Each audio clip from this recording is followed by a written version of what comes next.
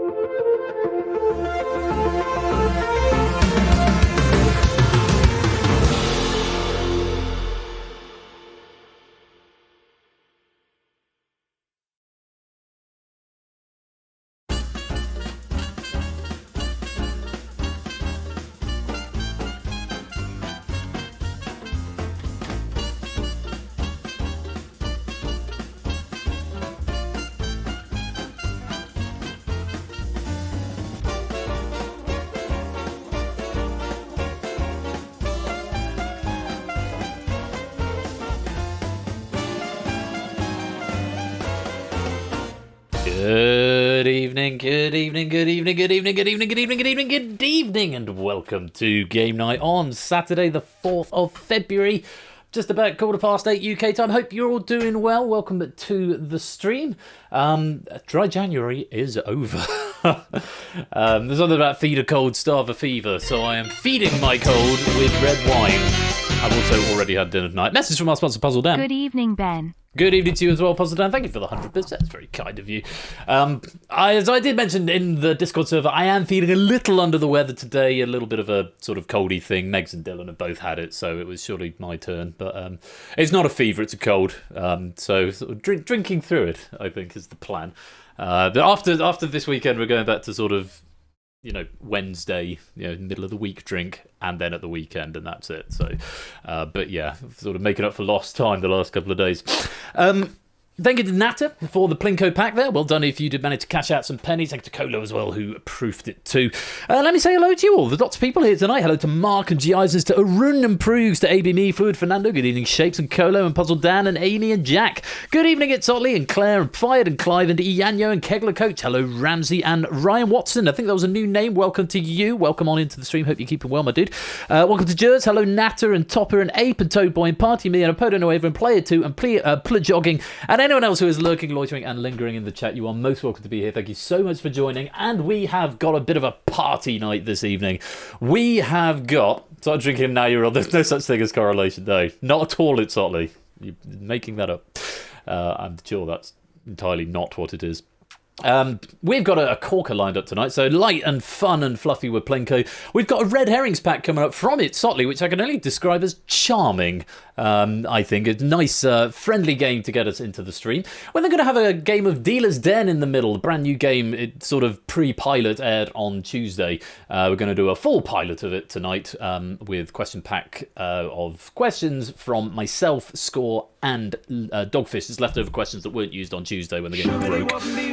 So we'll get to see the rest of those. And a message from our sponsor, We Like Shapes. Je suis un pagure, and now legally obliged to charge 40p to tell you what that is in English.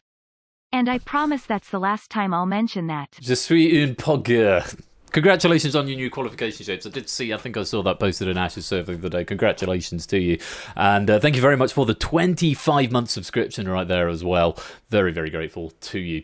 So yes, that's Dealer's Den coming up. So Red Herrings, relatively short game. Dealer's Den, relatively short game. And then we've got the meat to go with the two starters, as it were, if you want to think of it like that. That in the shape of Google That, which has been written for us this week by...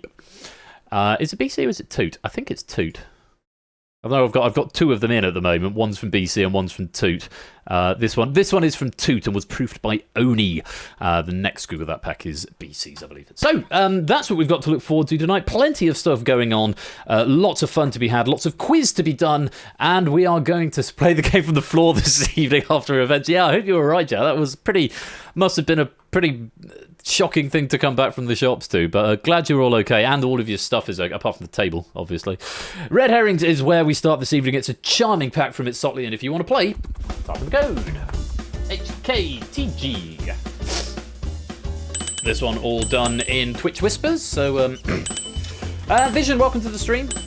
Yeah, I fixed the controller app so we can have bonus penny tonight. I think I've fixed the builds in such a way that they're now going to work and iterate pennies and medals that we win. So I'm hoping that I've put that particular piece of migration behind it. I think I've got 7 more games that I need to migrate to the new penny system, but it's not particularly difficult. It's neither is it particularly time consuming. It's just dull. So I did like 5 of them today, and I will do the next few over the next few days. So it's all good until all the games on Tuesday have already got the new system built into it, which is great. So wine, how I've missed you. Anyway, Red Herring starts the evening off. Mrs. Flush and Minnie Flush are out at they're off at dinner with my mother-in-law and sister-in-law. It was my mother-in-law's birthday last month, and they're going out to dinner. I don't believe I was invited, or if I was invited, or maybe the natural assumption was Ben is streaming on Saturday, so he probably won't come. So I had a lasagna earlier on, which was very nice, lasagna and garlic bread. I made a lemon drizzle cake yesterday, and I made some cookies tonight, so there's plenty of sweet things in the house to keep me going. I had to go and then remove myself. Yeah, I wonder what that noise was in aid of. But you're in the game now, 8Nick. It has got anytime entry in this game, so if anyone's running a little late, don't worry, you can come and join the game. Though, of course, you won't necessarily be here to hear that message. But you'll figure it out as and when you get it, I'm sure. I've rearranged on my shelf as well. I've now got my Dalek God up here. The God of all Daleks. I've got 4 out of 5 of the new Paradigm Daleks as well. The orange one is in the post. It's the scientist, I think. And he'll be here soon. Yeah, lemon drizzle cake. It's okay. It's all right. It's not the best cake I've ever done, but it's fine. Lemony and cakey. 2010 to 2010. Yeah, quite right, Jack. Very much so. Right, that's the end of the loop. Let's lock it up and go to round number 1. Round 1 is bad film reviews. Bad film reviews is what we're looking at here. And a note from Itzotli. I'll give you the note from Itzotli in just a minute after I've revealed the options. But let me tell you about the scoring in this round. There are 16 answers, or there will be 16 answers around the edge of the board, and the question will appear at the top. There will be 12 questions in this round. You get a point for every one that you get, correct. None of the answers will be repeated, which means 12 of the answers will be correct once, and 4 of them will never be correct. They are the red herrings that you're trying to avoid. If you get one right, you get a point. If you get one wrong, you lose a point. There is no penalty for abstention. So if you're not sure and you don't want to risk it, you can just leave it blank and you won't lose any points. No points for an abstention.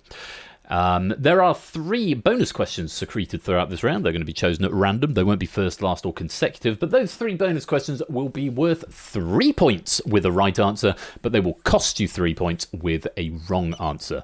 So just something to bear in mind. Keep an eye out for those bonus questions because they're the ones with the big points, but also the big penalties. Simple as that. Find the 12 answers that match the 12 questions you're about to be shown, and the 16 answers to choose from are...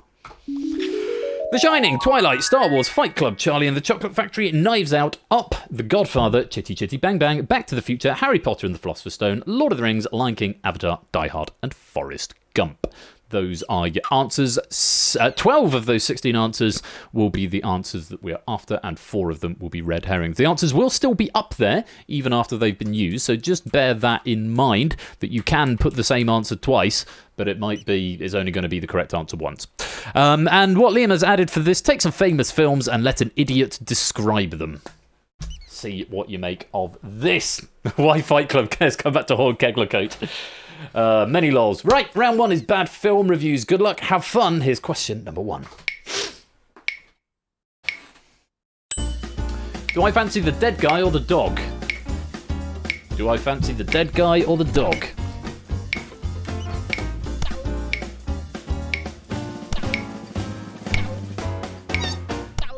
Just getting that right. Twilight is what we wanted there. The Twilight film, the vampire and the werewolf, indeed. Twilight. On we go, number 2. Man commits incest whilst his dad wants him to join the family business.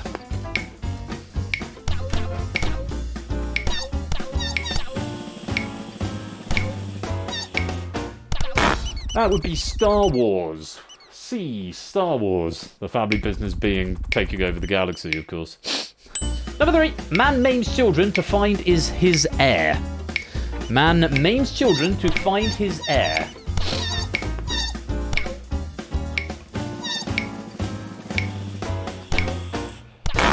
That would be Charlie and the Chocolate Factory. Yes, maiming children to find someone to take over your chocolate business. Number 4. I'm not allowed to review this.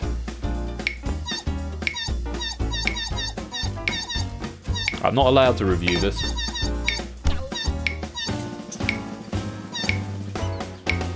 Oh, Kegley, you could have had such joy. It was Fight Club. Fight Club. The first rule is that we don't talk about it, of course.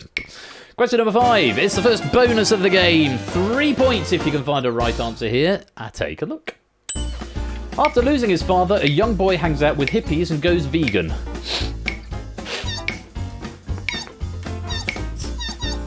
And the -3 if you're wrong here, so do tread carefully. That'd be The Lion King. The Lion King, of course, Simba going vegan with Timon and Pumbaa, the aforementioned hippies. On we go. Gay man and immigrant girl annoy the rich. I love this one. Gay man and immigrant girl annoy the rich. Well, I don't know if you can figure this one out. That would be Knives Out. Knives Out. Gay man and immigrant girl annoy the rich. Moving on. Number 7. Man, child and dog get high to cope with grief.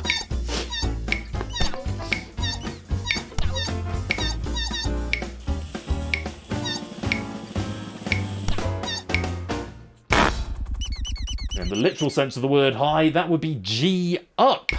Up we go. G is what we wanted. On to the next. Second bonus question. Another 3 points for a right answer here, but you do lose 3 if you're wrong. Take a look. 9 hours to return some jewellery. 9 hours to return some jewellery.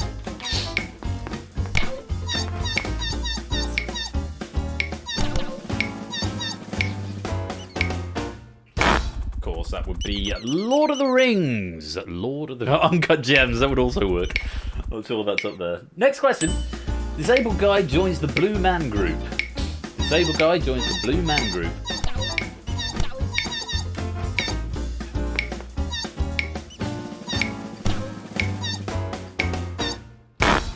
That is, of course, Avatar. N for Avatar is what we wanted there. Well done if you got that one. 10 points for Kegler and Claire at the top. Next question. Question number 10. Hey, Mum, Dad's hotter than I am. Hey, Mum, Dad's hotter than I am.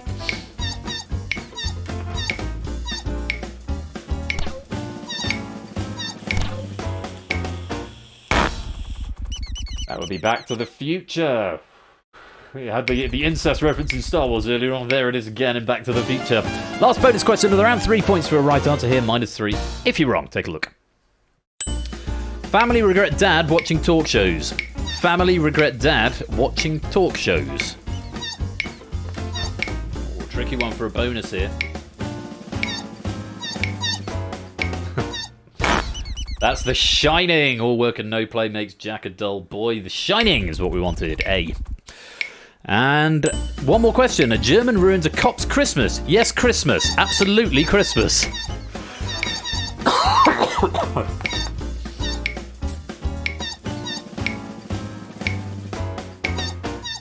And it's a full house there, managing to get the word Christmas 3 times into a question about Die Hard. Oh, is what we wanted. The Red Herrings, The Godfather, Chitty Chitty Bang Bang, Harry Potter and the Philosopher's Stone, and Forrest Gump. That's the end of round 1. No perfect scores there. You do get a bonus in each round if you get a perfect score. Simon Marine, welcome to the stream. And a message from our sponsor, Pirate Pygmy.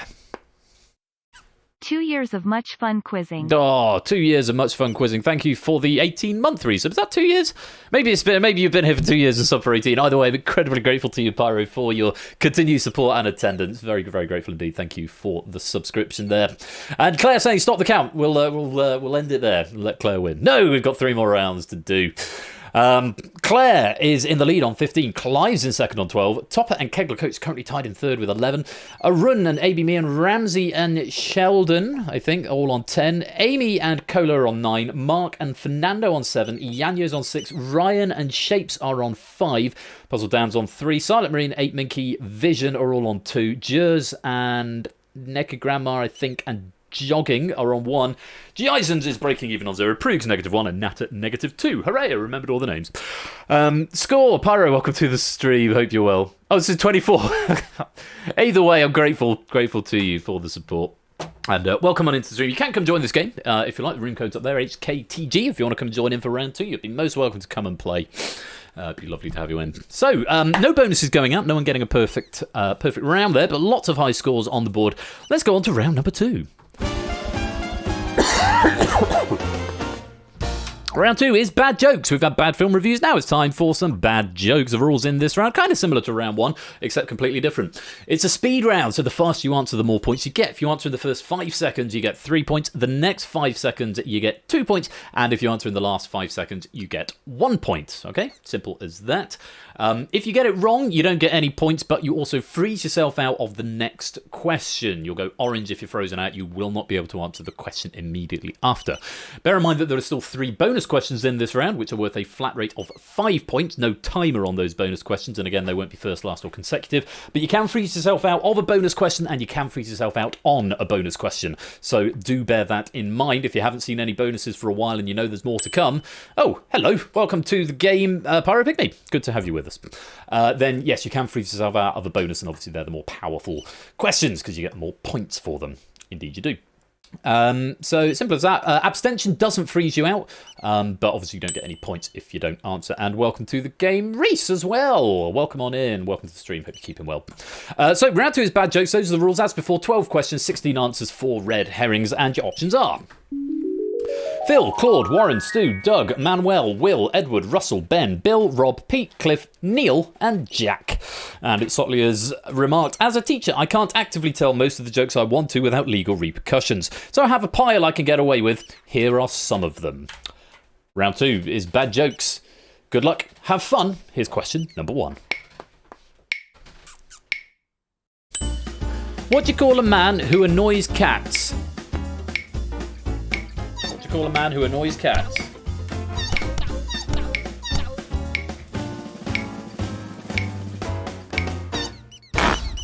He would be Claude. Claude, you see?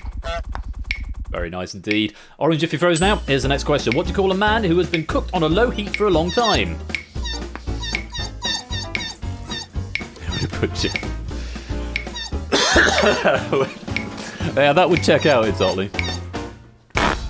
He would be a stew. D. Stew. Very nice indeed. Everyone back in play. Here's the next one. What do you call a man in a post box? What do you call a man in a post box? Of course, now you know where this round's going, you might be able to sort of preempt what some of these questions are going to be. What do you call a man in a post box? He would be a bill. There's a bill in the post box. Just proves frozen out of this one. Here's your next question. What do you call a man with a car on his head? And who was that? Welcome to the game. Fired, welcome on in. What do you call a man with a car on his head? You call him Jack. P. Jack. Very nice indeed. Still no bonuses uncovered yet. Here is the first flat rate of 5 points for this one. If you give me a right answer, take a look. What do you call a man with a seagull on his head?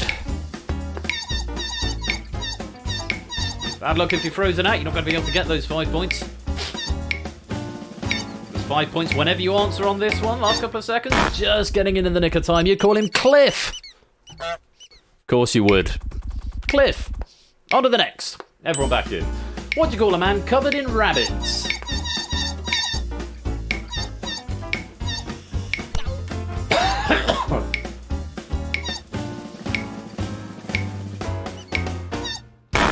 That would be a warren. A rabbit warren. Well done if you got that. Most of us there. Just puzzled down, frozen out of this next one. It's another bonus question. Bad luck there, Dan. 5 points up for grabs for everyone else. Take a look. What do you call a man who can't stand up?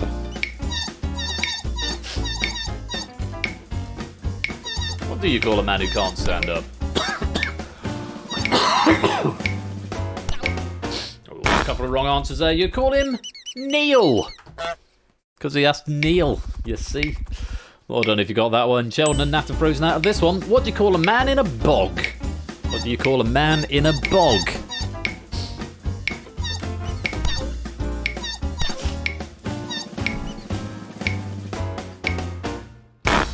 He'd be called Pete. As in a peaty bog. There is one more bonus coming somewhere. Jers is frozen out. Here's the next question. What do you call a man with a plank of wood nailed to his head?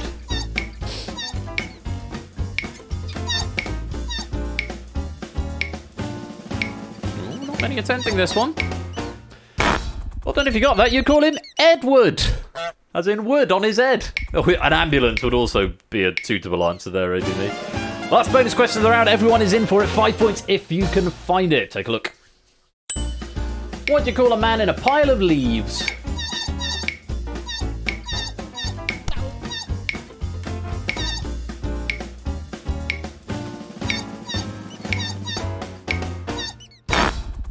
You'd call him Russell, so you would. 5 points for Russell there.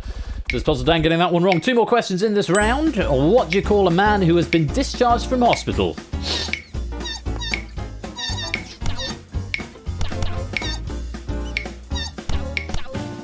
A few more wrong answers here. Remember what this one is. Manuel.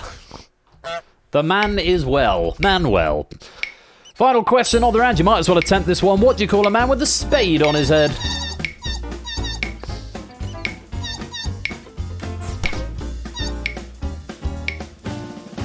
Attempt if you can. He would be Doug. Doug. That was the correct answer. Here are the red herrings. Phil, Will, Ben, and Rob. And that is the end of round 2. Oh, bonus to Mark. Bonus of 3 points, getting all 12 correct. Well done there, Mark, taking you up to 45. Doesn't move position, but a lovely round. Let's never do that again. Mark staying in second place despite that bonus. Claire has still got the lead on 47. Mark 45.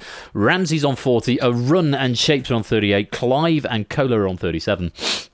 Vision's got 36, Jogging and Ape are both on 30, Fernando 29, Topper 28, Amy's got 24, Kegler's on 23, Prugs and Iyanyo on 22, Sheldon on 21, Natter on 18, as is fired, Reese and Ryan are on 17, ABMe on 15, Necogramma on 12, Pyropygmies on 11, Jers on 10, Silent Marine on 9, G. Isons on 8, Puzzle Dan on 7. Well done, everyone there, getting some nice points for you.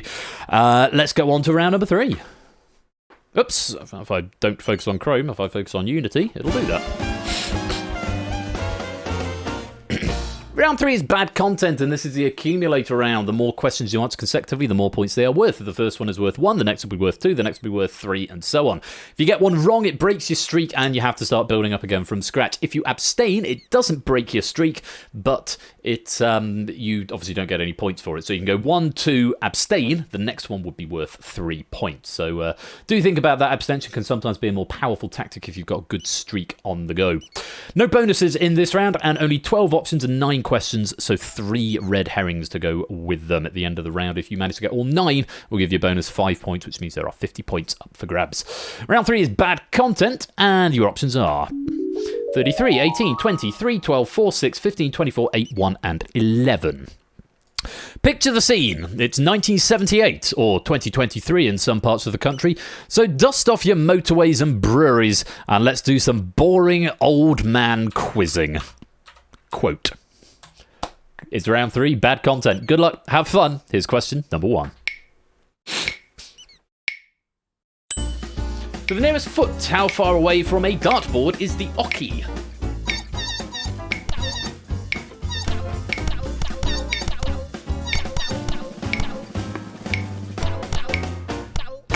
For reasons best known to dartsists, 8 is what we wanted. It's 7 foot 9 1/4. Purple if you're on a streak. How many consecutive English top flight titles did Huddersfield Town win in the 1920s?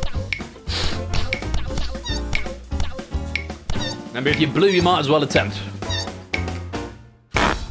It was 3, 2 under Hubert Chapman, then a 3rd under Cecil Potter. On to the next. How many runs did both England and New Zealand score in the 2019 Cricket World Cup final super over?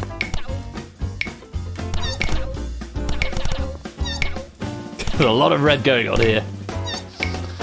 A few getting it right, though. That was at 15. England 15 on 1 wicket as well. England won on boundary count in the end. Next. What is the atomic number of carbon?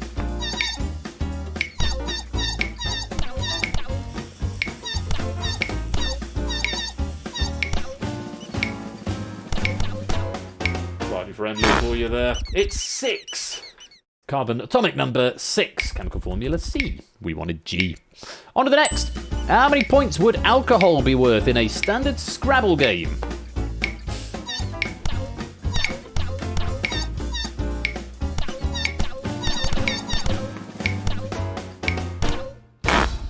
That's 12. 1 plus 2 plus 3 plus 1 plus 4 plus 1 plus 2, I think. Next question. How many cities are in Cornwall?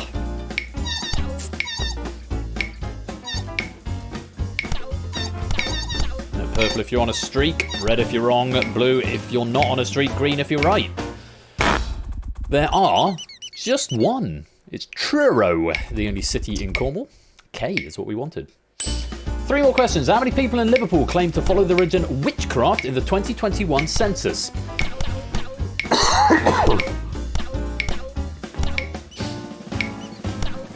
Forgot we had a census a couple of years ago. That was just 11. 11 Liverpudlians following the religion of witchcraft. L for 11 is what we wanted there. Question number 8. What number motorway links the M1 at Rotherham to the M62 at Goole?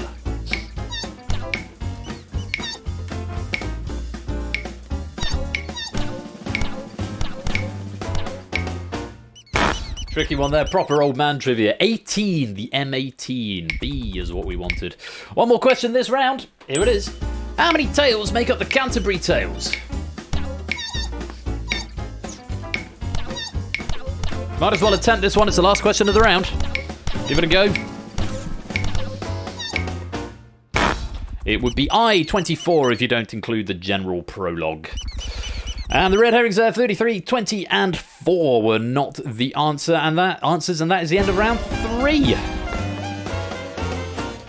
No bonuses that round, nobody having a perfect round. It was a little challenging, but that is the end of the bad content round. And Ramsey's got the lead with 55. Claire now in second with 53. Arun and Mark tied up in third with 48. Clive and Shapes have got 44. Topper and Vision on 43. Colo on 40.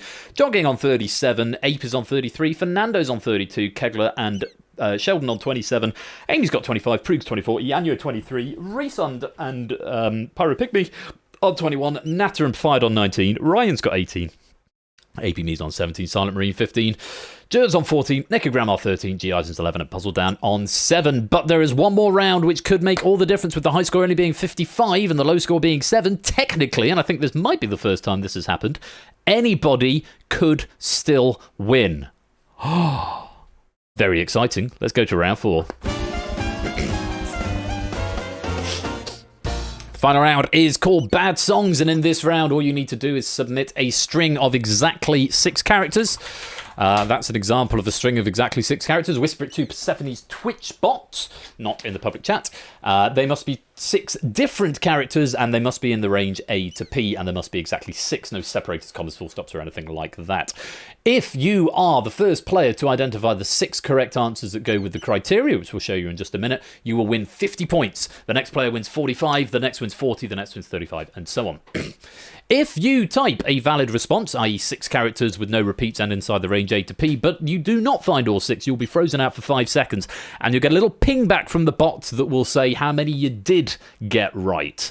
How many you did get right, and hopefully you can use that information to try and figure out which ones are correct. It won't tell you which were right and which were wrong, but it will tell you how many you got, so hopefully a bit of information. Over the course of the 90 seconds, which is what the round lasts, we will gradually remove some of the wrong answers so that we can narrow it down a little bit for you.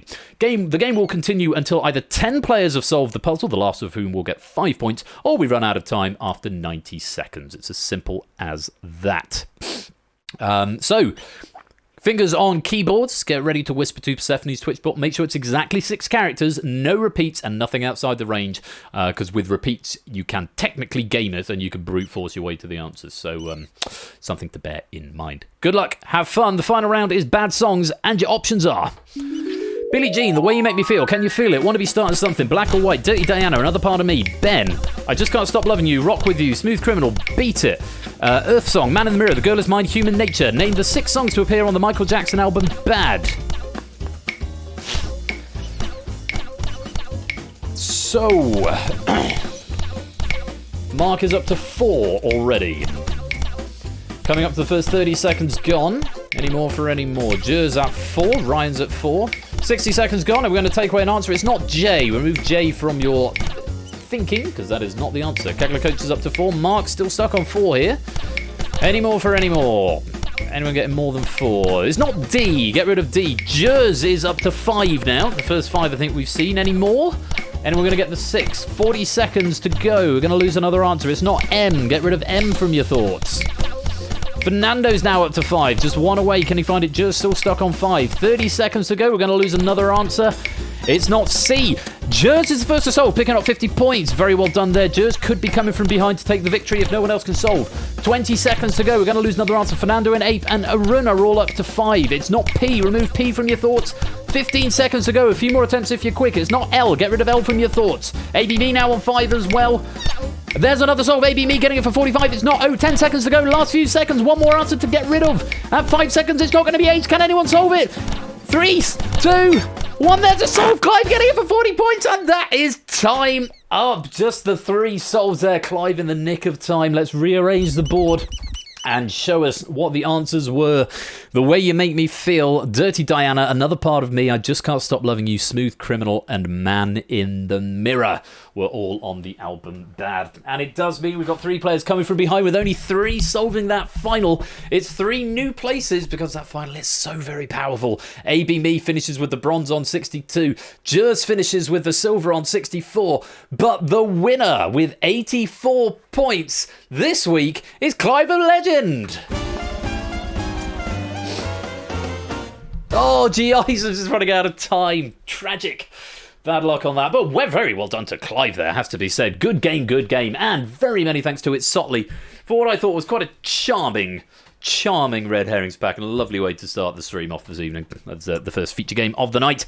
I'm hoping all of this will automatically add on. I will, of course, be checking. But for anyone wondering what I'm prattling on about, if you didn't catch it the other day, I've slightly restructured the penny database so that rather than holding all of the medals and all of the pennies and all of the data in a single file, it now has the pennies, author credits, and all-time pennies in one file, and then all of the games are in their own file, which is a much more sensible way of doing it, but it has meant a little bit of migration of certain stuff.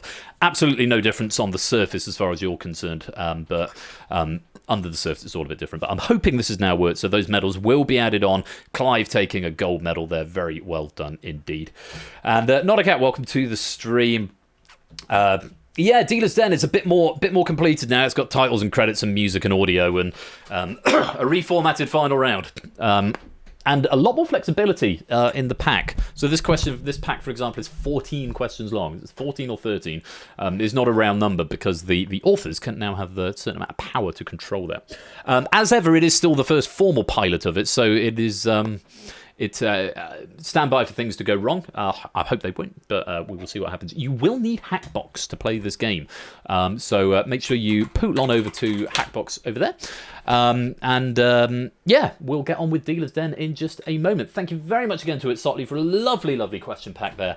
I'm going to play a break after rolling the credits here of Red Herring, so you've got time to go get yourself a drink, go stretch your legs. We won't start the next game until after the ads are done. Of course, if you're subbed, then you won't see the ads anyway, but we won't start the next game without you. It just says pre-rolls coming up for anyone joining in a bit later on as well.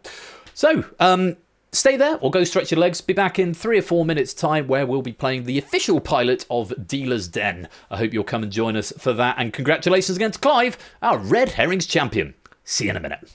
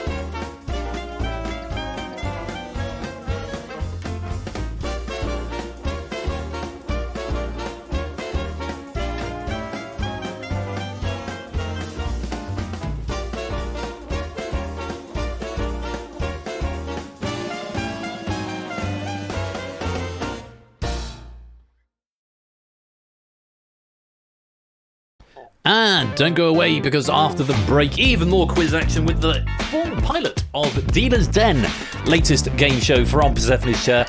You'll need Hackbox to play it, so head over to hackbox.ca now to prep your device. And very much looking forward to sharing this with you in just a few minutes. There are some Herrings bonuses available. Herrings, just 13 pennies, but better than a boot up the arse. Herrings 13 if you like the bonus. We'll play some ads, unless you're subbed, in which case you won't see any. But yeah, don't touch that dial. We'll be right back.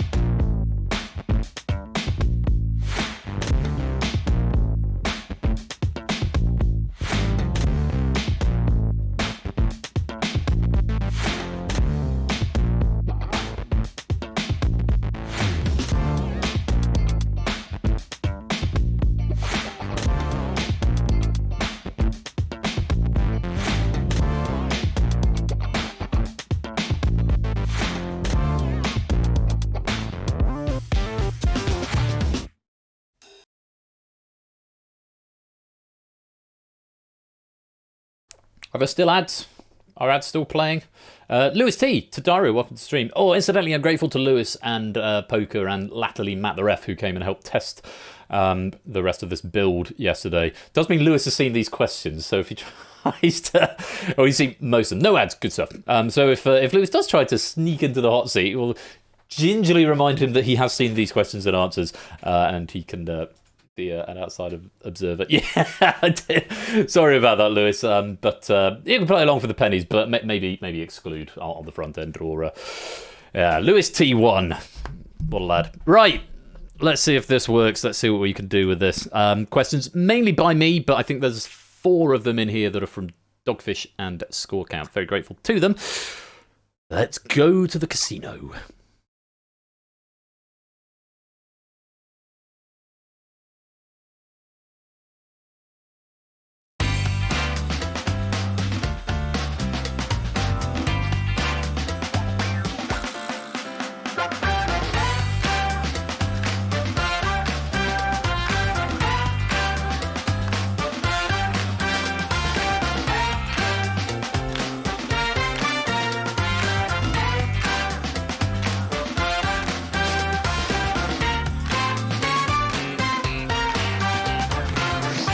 It's Dealer's Den. Welcome on in to the Dealer's Den. I know Prug's remarked on the 2 chaps in the background. One of them's a barman, one of them's a doorman. It's David Dickinson. So I was wondering for a long time, for like most of the last week, where have I heard this tune before? And so we go through the keyhole. Is that David Dixon or is that Lloyd Grossman? One of them. Anyway, it's the music over the end of the old QI clips. Where it says click here to watch more videos. Now it's Sandy scolding you. Oh, is that Grossman? Fair enough. But now you have the new one of Sandy scolding you, telling you to watch a new video. But the old one was Alan Davis pointing at some videos, and it had that track over it. I was like, I know I've heard this somewhere before. Yeah. Anyway, this is Dealer's Den. I should probably turn the camera on as well because I'm outside of the game now. And I hope you're ready to play. I think it's about 13 questions. All the rules will be explained. A little bit of different from Tuesday's games. A couple of quality of life improvements. Big format change to the final. And the big key thing is that you can be eliminated from the game now. It's sort of like a spiritual successor to Bidding War in very many ways.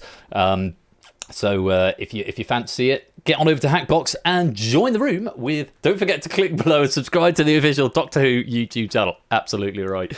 And if you want to click and subscribe to the official Dealer's Den, then come and join at Hackbox with this code. Oh, actually... Tonight's dealer, it's me! I put myself on the dealer chair, but that is not always going to be me. That is reserved for the author of the pack, which is why it was Score Count on Tuesday, because the question writer is very much an active participant in this sort of game, such as the style of questions, and we'd encourage the question writer to be as mischievous as they can. I wouldn't say officially retired. I wouldn't necessarily say that, but I mean, you can have a spiritual successor to something. I will one day. I might go back and fix it. I might do, but. Do we get a drink? You could all have a drink. Let's open up the room. So, come join our Hackbox with CXTT. CXTT. Cat on a chair in a chair, yeah. Persephone's chairs. Persephone's chair, I suppose is what you would call that. And there's ABME, customary to be the first into the room on a club tonight.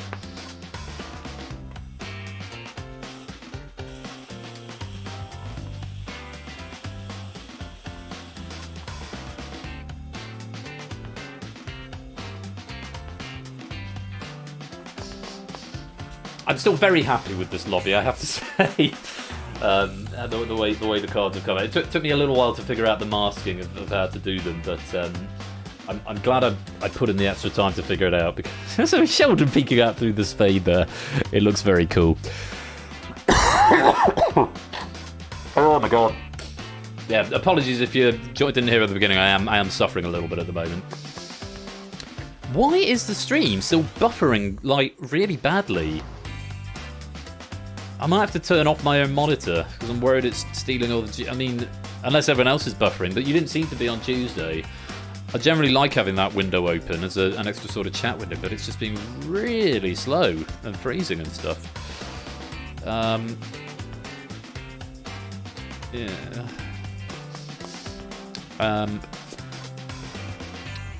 Does it exclude me? Yes, excluding this. You don't need a microphone or anything. It just means you won't be one of the hot seat table players. Amy, you won't be on full display. You still get to play in the side game if you exclude. Claire versus Claire in Hearts is lovely. Where's Claire in Hearts? Oh, yeah, that's very nice. Yeah, that is very cute. A Valentine's card from yourself. To yourself. Right, it seems to have settled slightly. I'll keep an eye on the monitor, see what happens. Right, that looks like enough players. You can come and join at any time with that room code, which will be displayed in between questions. I think we should get on with the game and pick ourselves some players. We have got Ape, Ryan, Jogging, Fired, Sheldon, and it's Sotley, our players at the table tonight. Welcome to the Dealer's Den. And you will see you don't have quite as many chips as you did last time. Last time I started you with 3,000. This time you have got 250. As I mentioned, elimination is very much a thing. No, I'm going to have to close that monitor. It's just annoying me. I'll put that Twitch window open instead. So, a quick refresher of the rules for you. Here's how to play. Each player has been given 250 chips and will face up to 10 questions before the final. That, incidentally, is dynamic. That changes depending what the writer has put in. Prior to each question, players will be given a question teaser. Topic, something like, for example, US history.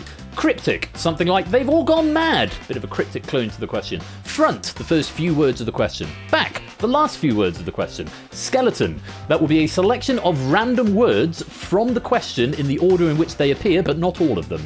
Question will be the entire question, and options will be the 4 options that go with that question. Those are the 7 teasers. All of the questions will have one of those attached to them. Remember, the idea of the question writer is to be mischievous and to try and hoodwink you slightly. So if you see a question that maybe looks easy, it might not be easy. If you see one with options that you think you know where it's going, you might not. Based on the teaser type and content, players must wager a portion of their chips. Minimum and maximum wagers or stakes will increase as the game progresses. Abstentions will default to the minimum wager. If you can't cover the minimum wager, you'll play the minimum wager automatically.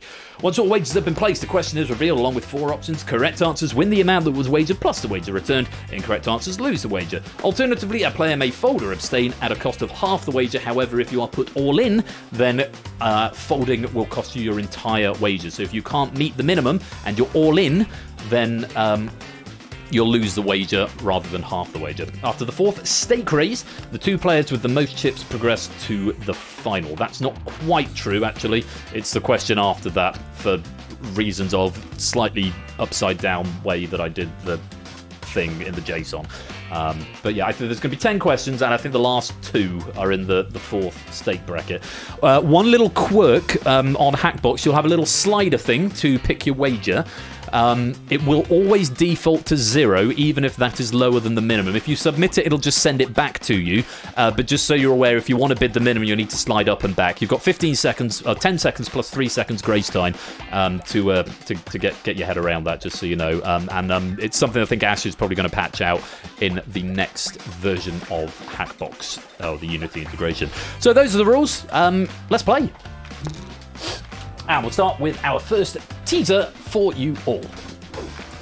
It's the front end of the question. Born in Salzburg in 1756. That's the front end of the question. Place your wagers between 50 and 100. 10 seconds.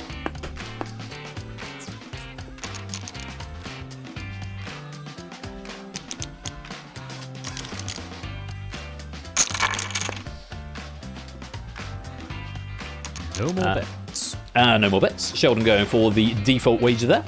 As not getting a wager in. So, you saw the first half. Based on that, here's the rest of it.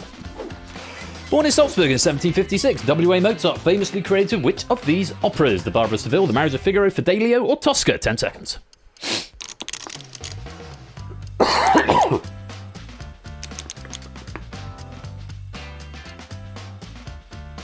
Ryan, jogging. There we go. Answers in just in the nick of time. And there's time up and just one fold from the lobby game. Let's take a look and see what our players' wagers and what they said. Wagered and what they said. Marriage of Figaro, Fidelio, Tosca, Marriage of Figaro, and Fidelio. Nobody thinking the Barber of Seville. A few wagers being played there. Jogging go for the maximum of 100. Let's see who was right. It was the Marriage of Figaro, and Ryan, Jogging, and Otley getting that one wrong. Jogging losing 100 chips, nearly half his stack on the first question. Bad luck. Let's add on your winnings. Minky into an early lead with 318 fired, and Sheldon on 300, Ryan's on 200, Otley's on 190, jogging down to 150. Over on the side table, there you all are. If you go to 0, you won't be able to wager anymore, but you get 10 pennies for every question that you answer correctly. So just bear that in mind. So at the end of it, if you got 13 questions right, you'll get 130 pennies irrespective of your score. But there's bonus pennies available for finishing in the top 3 in the lobby and the top 2 at the table, plus you get a medal if you win either in the lobby or at the table. So that's why you're wagering. You get bonus pennies if you finish in the top 3 in the lobby and a medal if you finish top, likewise on the table, but you get a flat rate of 10 pennies per question. Half loss on fold is what's going on there. Yes, is why people have lost more than the minimum wager. So if you fold or you don't answer, it only loses half of the wager, certainly in this part of the game. Hopefully that all makes sense, and hopefully that red is a little bit clearer to read on the stream than it was the other day. Let's go on. Next teaser. It's a skeleton. This sport is silly. Those are 4 words from the question, and it's still between 50 and 100. Place your bets.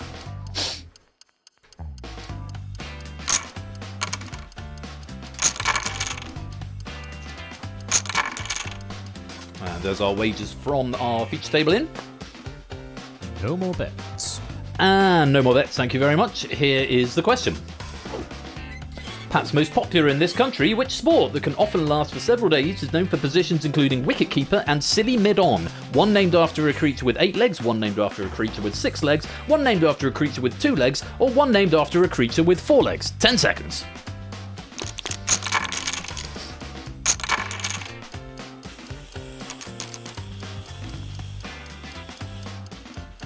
And yes, that question is quite long-winded. Time. Because I wanted the teaser to be "this question is silly," and so I needed to phrase the the question in such a way that it worked. Lovely text. Yeah. So I wrote a little function that normalizes all the text meshes in the answers, so that if they're different number of words, they'll all still be the same size, which is kind of nice.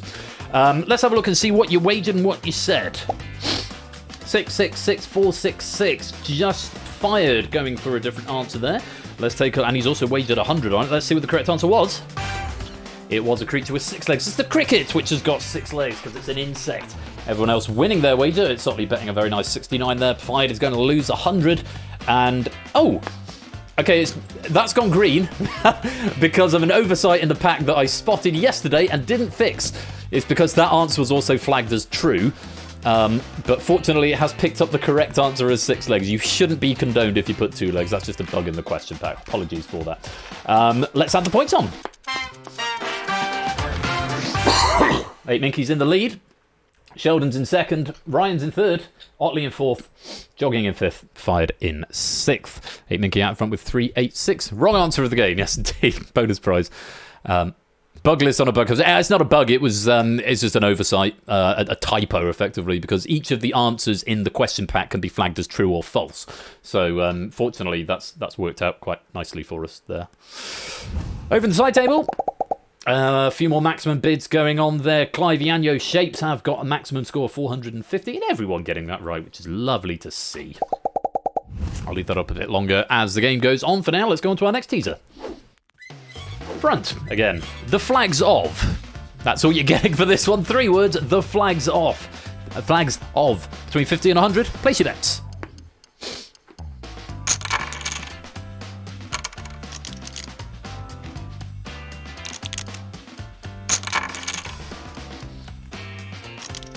And it's certainly locking a bet. No more bets. The nick of time. Okay, let's take a look at the question. This is one of Dogfish's, yes indeed. The flags of Ghana, Rwanda and Chad all feature which colour? Green, yellow, blue or red? 10 seconds. Maybe you can fold for half your wager. Time. And there's your time up. Let's see what you said and what you wagered. All low wages, apart from Otley, who has wagered 100 there. 68, 75, 50, 25 and 50, though 5 folding, just losing the minimum, half the minimum wager there. Red, green, yellow. Correct answer was Yellow. Well done. It's Sotley, the only player getting that one right and getting 100 chips. Everyone else is going to lose some, I'm afraid. Let's add them on. Short change there. It's Sotley now in the lead, 359. Sheldon's in second with 325. Musa third with 318. Jogging has got 200. Ryan down to 185. And Fired currently on 175. Coming out in sixth. Let's take a look at the side table.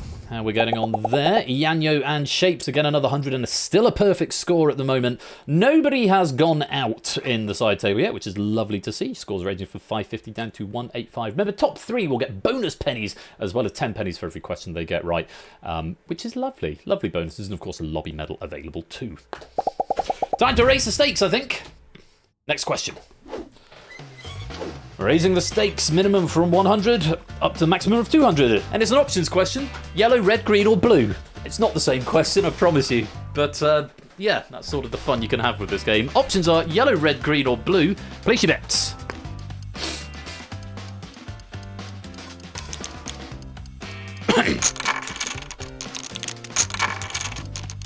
And there's our table all locked in. Very nice, very nice. No more bets. And no more bets. Time to have a look at a question to go with those options. What colour is the property Fleet Street on a standard UK Monopoly board? Yellow, red, green or blue? 10 seconds. I think there were quite a few lower wagers coming in on that one, I have to say. So maybe people are not trusting it. And just something locked in the nick of time there from Ryan. Let's see what you wagered and what you said. Oh, three folds on that one. Ryan, Fide and Sheldon doing a bit of damage limitation there. But Jogging and Sotley have wagered 100 and gone for red and yellow. 8 Minky's gone for 168 and wagered red. The correct answer is... It is red, along with Trafalgar Square and the Strand, I want to say.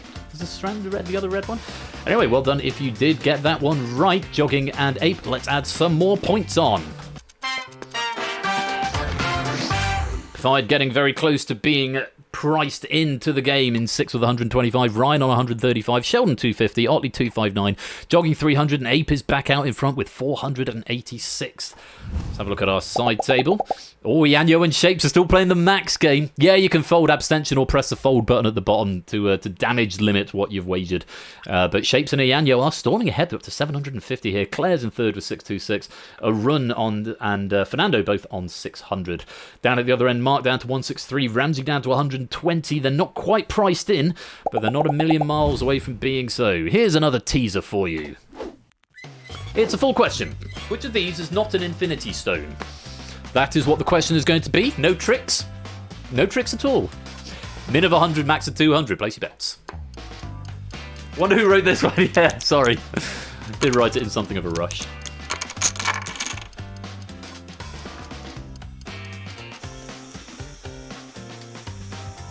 No more bets. No more bets, thank you very much. Let's take a look at the question. Which of these is not an infinity stone? An anagram of Earth, an anagram of Irately, an anagram of Scape, an anagram of Emit. 10 seconds.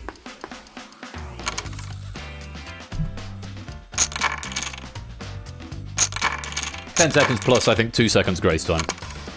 This does put a smile on my face. Glad to hear, Jack. Time. There's your time up. Let's have a look and see what you said and what you wagered. There's a couple of folds there from Sotley and from Ryan. Maybe that question catching them off guard, not what they were expecting. Some damage limitation there. Earth, Scape, Earth and Earth. Just jogging going in a different direction with 100 bet there. Fide is 125. Sheldon actually betting 150 there. Let's take a look and see what the answer is. It's an anagram of Earth, which would be heart, which is not one of the infinity stones. Irately is reality. Scape is space. Emit is time, or time spelled backwards. Well done. If you got some points, bad luck if you lost some. Let's add them on. Ape's got the lead. And Sheldon with 586. Sheldon in second with 400. Fired's in third with 250. Otley 209. Jogging 200. Ryan is going to be priced in on the next question. He's down to 85, which means he can't make the minimum wager. If he gets this one wrong, he is going to be out of the game. And I think, have we got another stake raise coming up?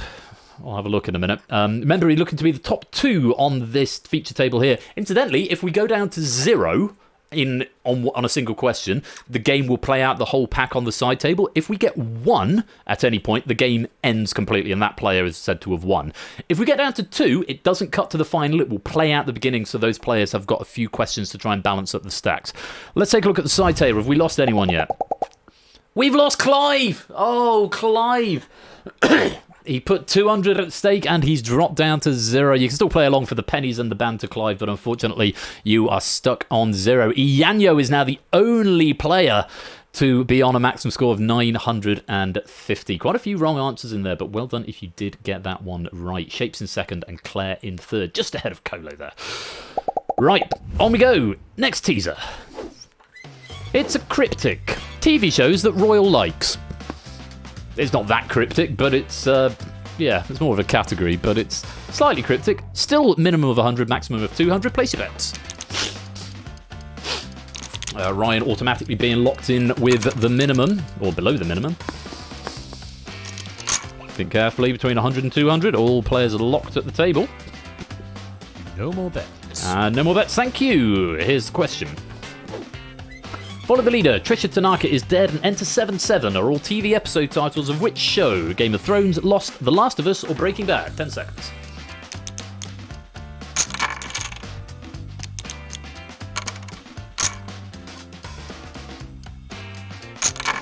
There's our table players locked. Time. And there's time up. Let's have a look what you staked and what you said.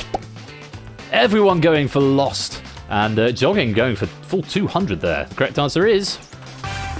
Yeah, of course it's Lost. Of course it is. Well done, everyone, adding some chips on there. Ryan managing to hang on for at least one more question. Let's add your chips on. Jogging jumping up to third now with 400. Sheldon still in second with 558. Minky's at the top with 723. Fired on 350. Ollie on 325. Ryan still in sixth, but with some chips enough to cover the minimum bet at the moment on 170. On the side table, Ianyo is no longer on the maximum here. He takes it a little bit more cautiously, but has still got the lead with 1050. Claire on 711 and Fernando in third on 651. Just a point ahead of a run on 650. We've lost Amy and we've lost Mark, unfortunately, but you can still play along for those 10 pennies per question over the course of the rest of the game. Although it says Clive lost 50 there, you shouldn't be able to go down to minus 50, so that might be a bug that I need to go and fix.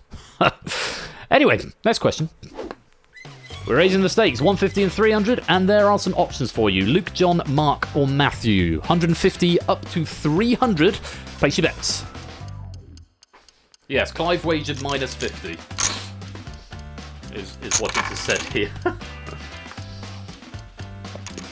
I think that's still an oversight from something that I need to go and No more bets. dig out from somewhere.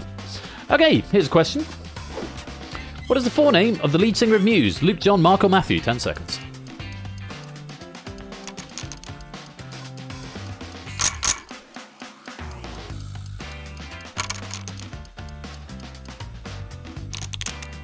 Time. And it's time up. All 6 of our table players are locked in. Let's have a look at what they wagered and what they said. Luke, Matthew, Luke, Mark, and Matthew. 3 going for Matthew, 2 going for other answers. Biggest wager there, 250 from Sheldon. That's a pretty hefty wager. Let's see who was right. It was indeed Matthew. Sheldon's going to lose that 250. Abe losing the 173.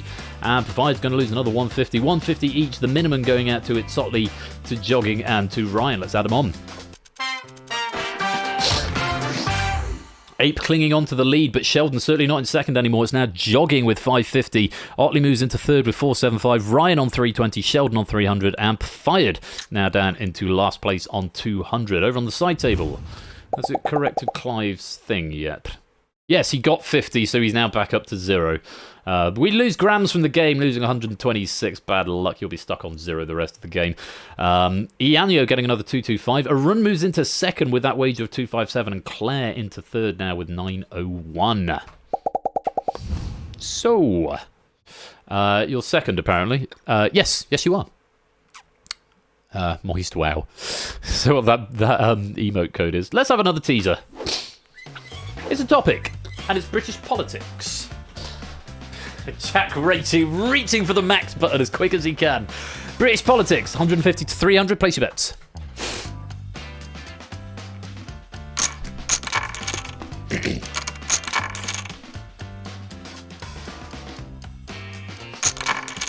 Jogging getting a wager in just in time.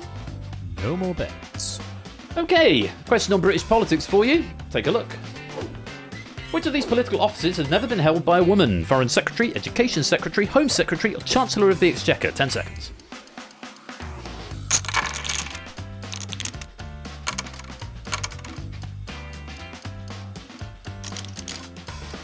Jogging getting an answer in just in time. Time. Let's have a look what you said and what you wagered. Fold. 3 folds there. Just the minimum bet from Ryan, 8 and Sheldon, losing 75. Ollie up to 264. Big old bet on here with Chancellor of the Exchequer. Jogging 174 with Chancellor. Fired 150 with Foreign Secretary. The correct answer is Chancellor of the Exchequer. Foreign Secretary Liz Truss was Foreign Secretary. Gillian Keegan, the current Education Secretary, she's a lady. Priti Patel was the Home Secretary, as was Theresa May and Amber Rudd before that. Quite a few ladies have held that office, but no woman has ever been Chancellor of the Exchequer. Well done to Otley and Jogging. Let's add on your chips. And in one fell swoop, Otley has now taken the lead up to 739. Jogging in second, just a few points behind on 724, and 8 now in third on 475. Bit of a gap there. We've got a couple of questions left.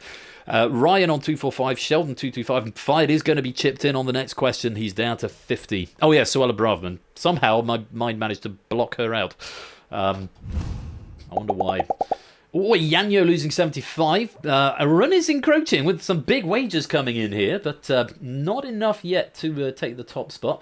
We've lost another player down there, possibly Ramsey. Ramsey, Clive, Amy, Mark and Grams are down to 0. Everyone else has still got chips in front of them, can still continue to play and potentially get into one of those top 3 positions for some bonuses. Let's go on to another teaser. Raising the stakes, 200 and 400 are now the wagers, and this is the back half of the question, which is, and Ozymandias. And Ozymandias. Based on that, wager between 200 and 400 chips, 10 seconds. Fired priced in at 50.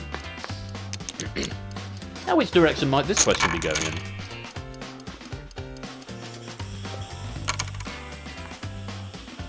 No more bets. No more bets. Players are locked in. Here's the question in full. Which poet's works include Ode to the West Wind, To a Skylark, and Ozymandias? Poe, Rossetti, Shelley, or Keats? 10 seconds.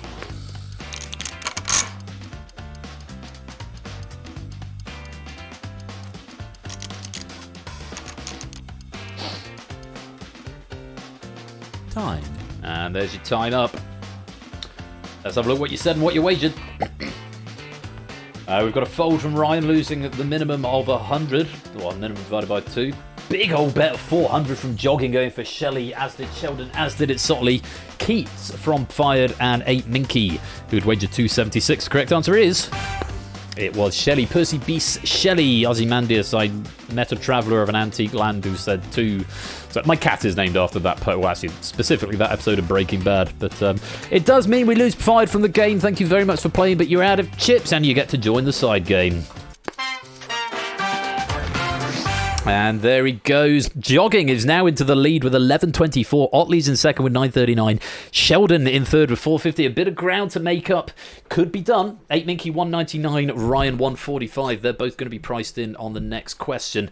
And Fired, we do lose from the game very sadly. But he should show up on the side table. There he is. Minus 50, taking him down to 0 there. And...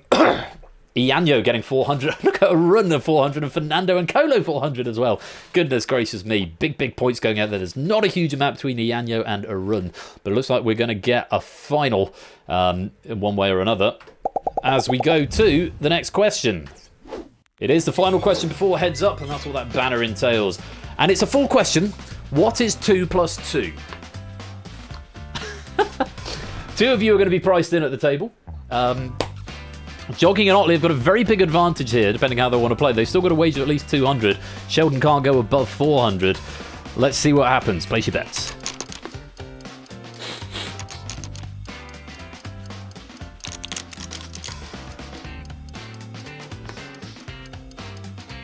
There's our table players locked in. No more bets. No more bets, thank you. And here is that question in full. I love a trick. Maybe it will be a trick. Maybe it won't be. Let's find out. What is 2 plus 2? The number of Planeteers in Captain Planet, the number of Emeralds in Sonic the Hedgehog, the number of feet in the yard, the number of playable characters in Left 4 Dead. Answer now, 10 seconds.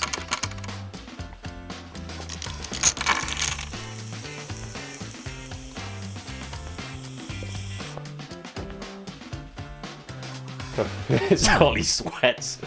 There's your time up. Let's see what you wagered and what you said. Left 4 Dead, Sonic the Hedgehog, Left 4 Dead, Left 4 Dead, Left 4 Dead. Almost unanimous with Left 4 Dead there. And Sheldon has gone as much as he can. Jogging just one over. It's Ollie for a very precise 313 there. Let's take a look and see what the correct answer was. It's a number of playable characters in Left 4 Dead. Something of a clue in there. Double, triple bluff. So surely it's not the one with 4 in the name, surely. Yeah, it was indeed Left 4 Dead. Feet in a yard, there's 3 feet in a yard. 6 emeralds in Sonic the Hedgehog in the first game, 7 in subsequent games, I believe. And there's 5 Planeteers in Captain Planet. It does mean we have to say goodbye to Ryan. Thank you very much for playing, but you're out of chips and out of the game. And at the end of all that, 8 Minky finishes with 398, Sheldon with 850, but our 2 finalists are going to be at Sotley with 1252 and Jogging with 1325. You'll go to your final table in just a minute and you'll get to see the new rules. Very exciting. Before we do that, let's take a look at the side table right there. Oh, that question catching quite a few out, but Yanyo in the lead with 2,000 at the moment. Fernando just behind with 1930. A run folding, losing a bit of face there, and Colo manages to move into third with 1559. Still got more than half of the players with chips though, but remember your chips aren't your penny count. Your penny count is the number of questions you got right times by 10. Plus if you get into the top 3, you get a bonus. So, side table, your game is going to continue exactly as it has up until now. No changes at all. Okay? Okay. However, we have 2 finalists in the shape of Jogging and it's Sotley. Thank you for playing, Sheldon and Abe. We are going to lose you from the table now. It's been a bit up and down. You 2 are in the lead for the longest time, but a lot of swings in this game. Thanks for playing. We'll see you another time. So, we come to heads up. Apparently I didn't copy this back right because those are still double spaced and definitely shouldn't be. Why are you double spaced, rules area? Let me just show you what that should actually look like. Oh, rules mesh. That's the one. I thought I'd fix this earlier, but apparently I didn't fix it well enough. There we go. Hopefully a bit clearer. So the final 2 players, I'm given a fresh stack of chips. The leader 1100, the runner-up 1000. Lewis had a suggestion for making these a bit more swingable, depending on the difference in the win, but we're sticking with this for now. Gameplay progresses in the same manner, except the 2 hot seat players may now only wager 100, 200, or 300. So there will be the symbols above the timer. The wagers below the timer are for the audience game. This is the amount of chips there. This is a bit complicated, but the amount of chips they are risking and the amount of chips they will take off their opponent if they are correct. Chips of this value from both players will be added to the player's side pot. What this is to basically replicate the bidding war thing. I realised after implementing this that actually there was never any incentive to wager more than 300. Sorry, to wager more than 100, because if you're wrong, you lose those to your opponent, but if you're right, if they've only wagered 100, you're only going to get an extra 100. So what you bet, your opponent will match if they can. If they haven't got enough chips to cover your wager, only chips of the wagering players will go into the side pot. If the player answers correctly, they win their side pot. If they answer incorrectly, the opponent wins the side pot. It'll be visually clearer in a minute, I hope. Folding is not an option for hot seat finalists, but is still an option for players in the side table. First player to take all of their opponent's chips is declared the winner. If all questions are exhausted before this happens, the player with the most chips is declared the winner. I think there are 4 questions in the final tonight.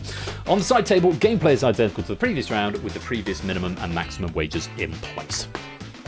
Okay, so hopefully that makes some level of sense. Johnny is starting with the advantage of 1100 chips. It's Sotley playing catch up on 1000. So, first teaser for you. Oh.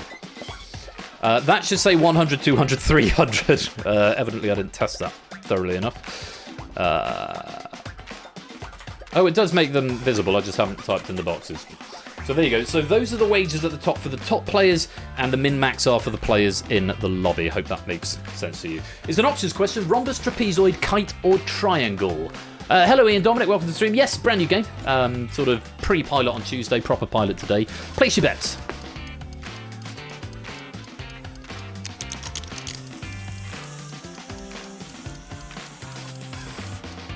So, hopefully this will visually make sense now. No more bets. So as you can see there, Otley's wagered 300, and 300 of his chips have gone forward, and 300 of Jogging's. Jogging's only wagered 100, so 100 of his and 100 of Otley. So if Jogging is right, he wins the side pot on his side of the table. If he's wrong, Otley wins them. Likewise for it's Otley. So if it's Otley is wrong, he's giving a whole load of chips over to Jogging at this point. Hopefully that makes some level of sense. For the players in the side table, it's exactly the same, so don't worry too much about it. Here's that question in full. The sides of a regular 10-sided die are in what shape? Rhombus, trapezoid, kite, or triangle? 10 seconds.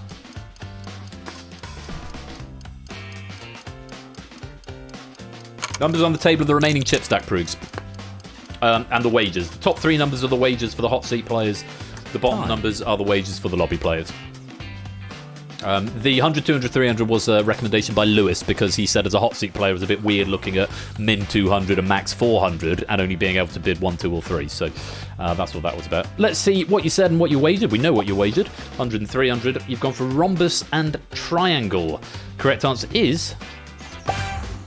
it's kite. Neither of you correct, which means jogging is going to win It's Otley's pile, and It's Otley's going to win jogging's pile, which means it's good news for jogging, who's going to take a whole load of chips back in his direction.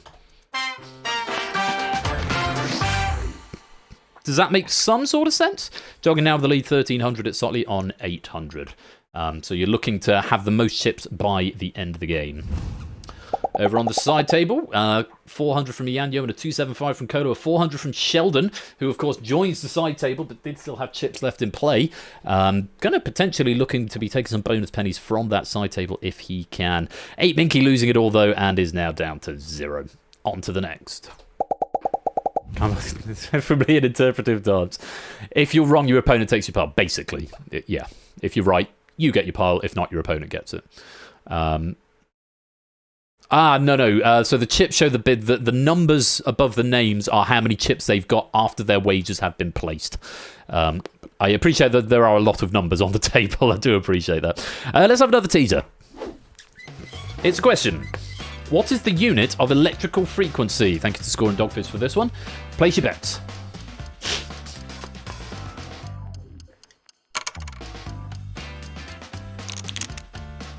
Both of our table players are locked in. No more bets. It's Sotley just wagering the 100 and jogging wagering 200 there, so chips have been sent from either pile to match. Here's the question. Oh, we already know the question. What is the unit of electrical frequency? Derived from 2 SI units, derived from 3 SI units, derived from 1 SI unit, a base SI unit. 10 seconds.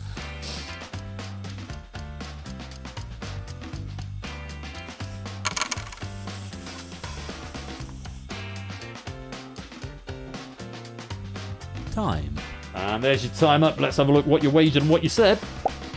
Jogging wagered 200, It's Sotley wagered 100. It's Sotley from 2 SI units and jogging from 2 SI units. The correct answer is from 1 SI unit. And again, both players are going to lose their own stack, which means it's a slight swing in It's Sotley's favour, who's going to win 400 to jogging's 200. Well played. Jogging still with a 300 advantage. I think the next question is the final question of the game. Let's take a look at the teaser. Oh, let's look at the side table first of all. Ooh, a few more wrong answers creeping in there. We've still got lots of players who are live at the moment, and Yanyo still with the lead of 2,000. Sheldon getting 400, moving into second. Kolo into third with 1634 there. I think there's one more. There might be 2 more questions. Let's take a look at the teaser. It's cryptic. Open sesame. Fairly sure this is the last question of the game. This comes from Dogfish and or Score. And Dogfish, welcome to the stream, and thank you for these questions. Place your bets.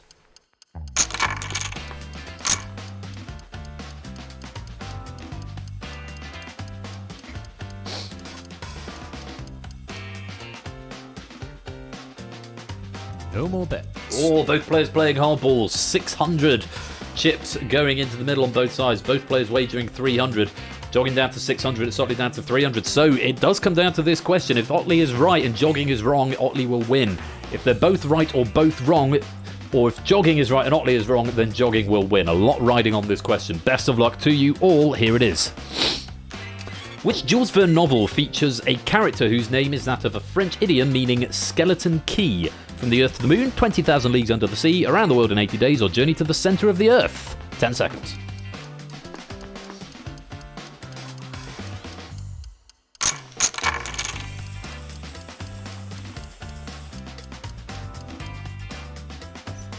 Time. And there's your time up. Let's have a look what you wagered. We know what you wagered, but let's have a look what you said. Journey to the centre of the earth and jogging around the world in 80 days from It's Sotley. Both wagering 300. The correct answer was Around the world in 80 days. Itzotli has done it, and with Jogging getting it wrong, Itzotli's going to take all the chips on the table, which means I think he's going to be the winner. 1500 plays 600. I'm fairly sure that was the last question. I do need to put the flashy thing on at the end there. Let's go check out the side table, and it is Ianyo's game at the end of it. 2300, and you get a bonus of, want to say 200 pennies? I think it's 200, 100, and then 50. So 100 to Colo and 50 to Fernando, our top three on the side table there. Plus, of course, everyone will get 10 pennies for every question they got right. And the bonuses on the centre table, I think, are 300 and 150. Plus, Ianyo will get a side table bracelet or medal, and Itzotli will get a main table bracelet as well. That is the end of the game, and Otley is the champion. 1500 plays 600. And that's Dealer's Den. Look forward to reading the suggestions in the Discord. And yeah, GG to Itzotli. Let me press my GG button several times. There you go.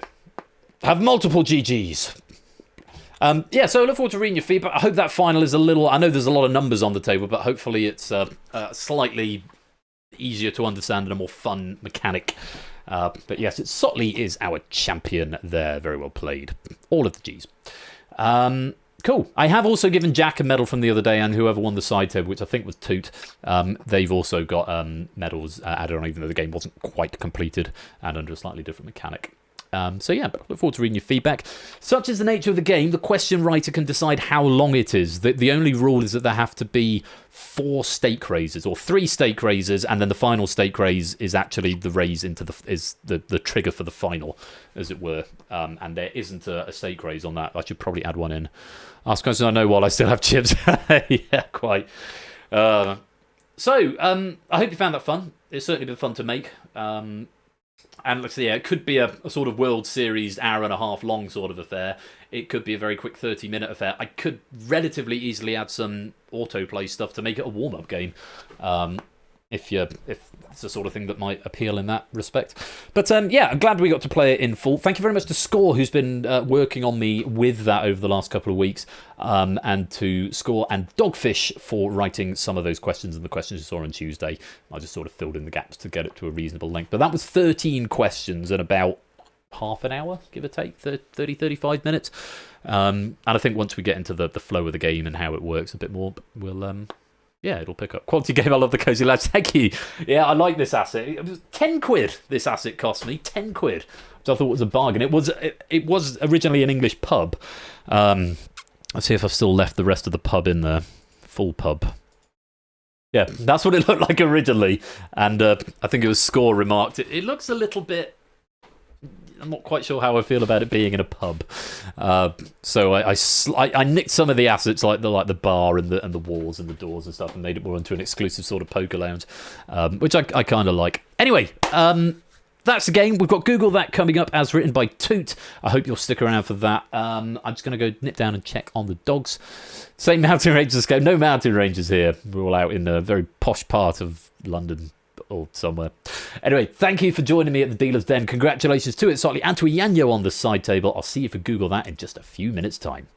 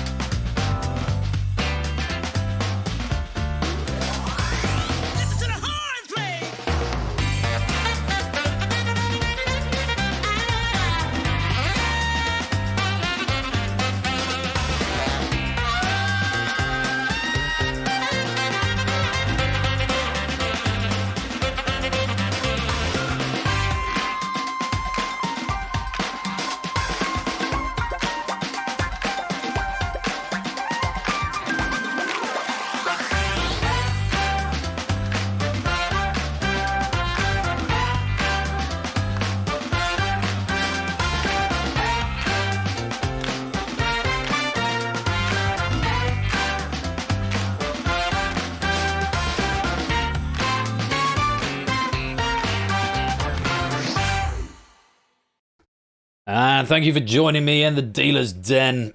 We're going to go to BRB. I'm going to give you some more pennies while we take another break. I'll do another quick ad break if it'll let me. But again, we won't start the next game until until the ads are all done. It should have updated the data and the pennies you got for that game, which is great. 41 pennies for saying Dealer 41 into the chat. Don't go away though, because after the break it's Toot's Google That pack. It's a fairly meaty pack, it's challenging in places. I'm grateful both to Toot and to Oni for proofing it. You don't want to miss it. Stick around, don't touch that dial. We'll be right back.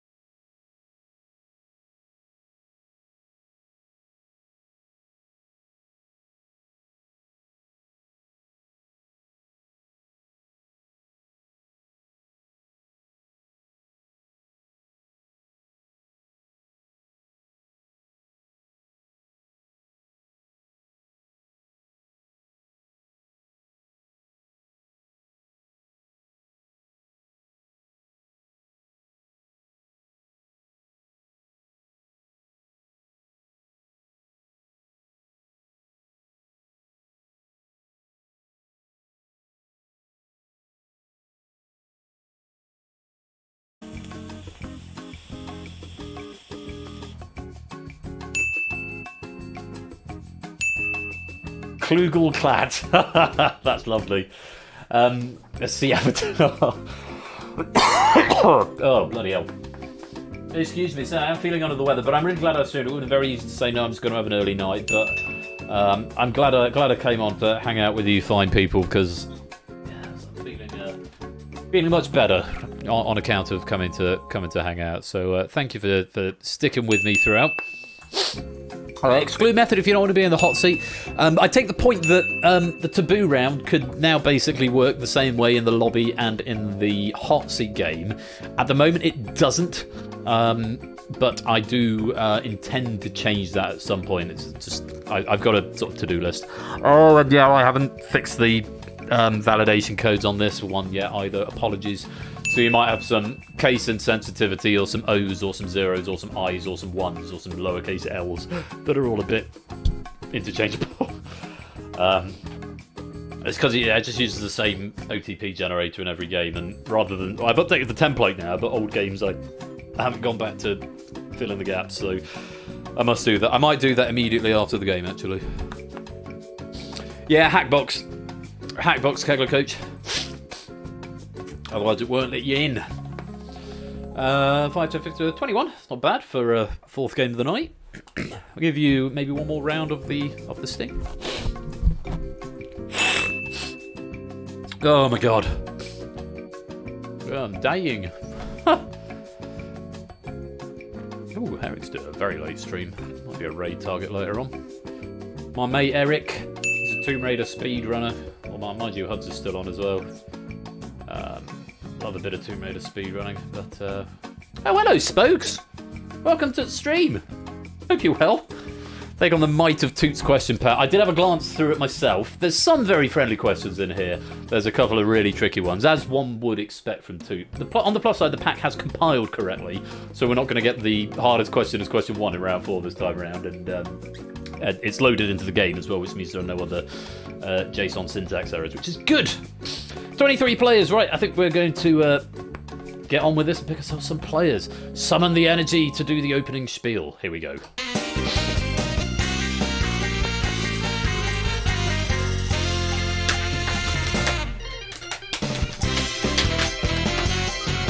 Alright, 21 total valid players. That's players who have not excluded. Let's pick some players to populate those podiums. And here we go, round and round and round. Starting, gliding over all, it's Grams on podium yellow at the back there. Welcome to the game, Grams. Hope you're keeping well, my dude. A little more, pole position is a big red spokes there, but it's a green podium. It's like a traffic light. Welcome to the game, Spokes. A traffic light with just red. Stop. Over on the blue podium on the right side, there's Jers, the QI thing. QI logo. Welcome to the game, Jers. Hope you're well. Quarter of the way there.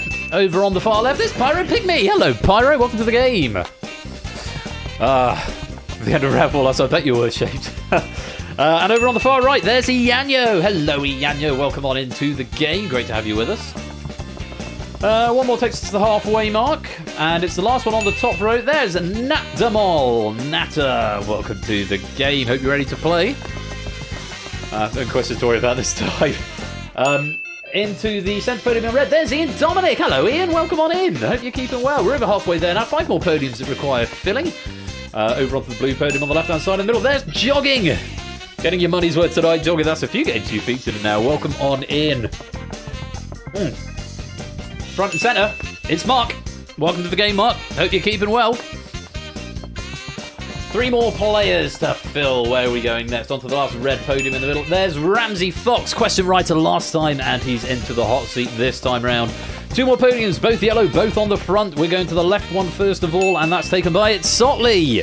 Question writer from Red Herrings and champion of Dealer's Den. Can he do the same in Google that? We'll find out. 1 more podium. Is that one down there? It's Reese. Welcome to the game. We hope you 12 are all ready to play Google that tonight. Oh. So it's games like that where I'm glad we don't... Our closest neighbour is like 400 metres away. Maybe not 400 metres, that's a bit of an exaggeration. But because I do my shouty thing, I'm just like, hey, quieten down. Anyway, my dog is sleeping on the sofa. Name won't work. Now my name won't work. Oh, yeah, very good. Bad luck there, Topper. But you still get to play in the lobby game for larks. And yeah, apologies. Thank you for your suggestion on the taboo round. I do mean to implement that. Haven't quite gotten around to it yet, but it is on the agenda. So I think we should get going. Let's play. Round 1 is the early bird. Answer the multiple choice questions as quickly as possible. Fastest correct answer is 10 points. Subsequent correct answers earn 2 points fewer than the previous scorer. After the fifth correct answer has been received, the remaining player scores no points, whether or not they are right or wrong. In the lobby game, you get 10 if you're the first to answer, then 9, then 8, then 7. So top 10 in the lobby are going to get points here. We're very grateful to now cut that out for this question pack. Let's see what he's got in store for you. As we get ready for question number 1, 20 seconds on your clock. There's no grace time in this game, but hopefully that 20 seconds will be enough to work with. Good luck. Here's the first question. Which of these is not a grade of maple syrup? Light, very dark, golden, or amber?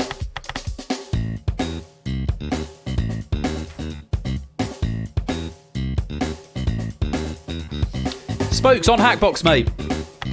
There you go. Just getting my little orange debug saying Spokes tried to join the game twice. It's on Hackbox. Yeah, it definitely is. Light was the answer. Goodness me, only 2 players getting that one right. Otley getting 10, Mark getting 8. Nothing else to say. Yes, the answer there was light. Light is not. Very dark, golden, and amber are all grades of maple syrup. Well done, you too. On to the next question. In 2023, which pop star released the Idolize Straight Up's line of smart glasses? Katy Perry, Nicki Minaj, will.i.am, or Paula Abdul?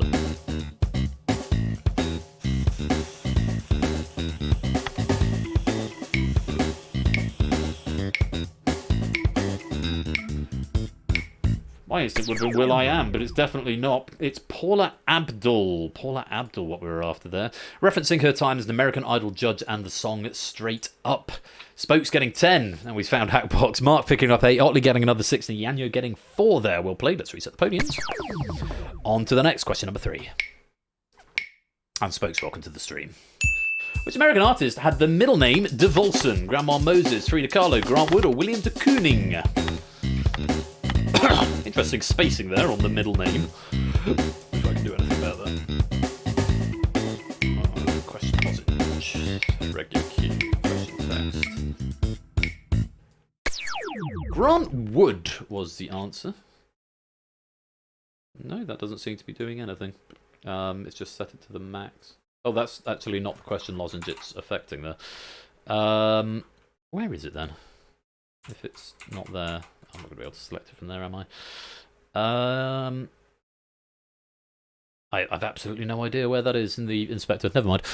Yeah, weird spacing. I'll look into that. Grant Wood is what we wanted there. Jers picking up 10 points. Nata getting 8. Ramsey picking up 6.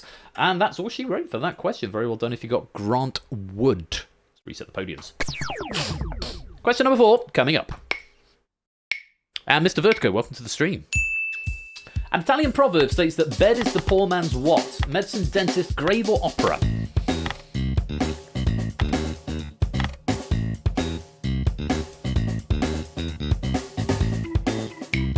All of our hot seat players locked in. And all of our hot seat players are wrong. Grave, grave, medicine, medicine, grave, grave, medicine, grave, grave, medicine, medicine, grave. It's opera. Bed is the poor man's opera. While there's a lot of random proverbs, I haven't found any cases where the alternative answers might be valid, is what Tooter said there. Yeah, bed is the poor man's opera. I like that. Let's reset the podiums. Final question of the round. Take a look at this. Which of these literary ships first appeared in print most recently? African Queen, Nautilus, SS Poseidon, or Pequod?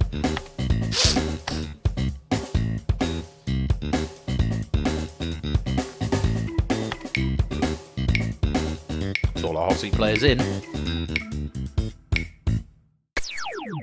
SS Poseidon, the Poseidon from Port Gallico's Poseidon Adventure, first published in 1969. The African Queen by C.S. Forster was from 1935. The Nautilus is from 20,000 Leagues Under the Sea in 1870, which was was that H.G. Wells?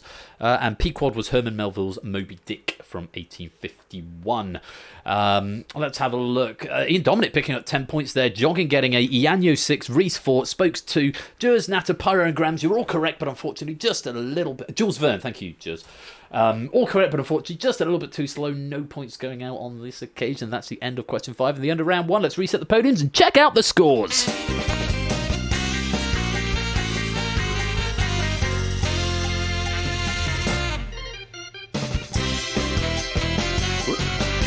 Sorry, I'm just readjusting my tabs here so that I can see all of the questions.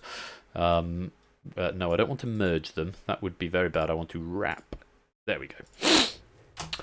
So, at the end of the first round, Otley and Mark in the lead with 16. Spokes is in sort of second/third on 12. Ian, Dominic, and Jers and Ianyo all on 10.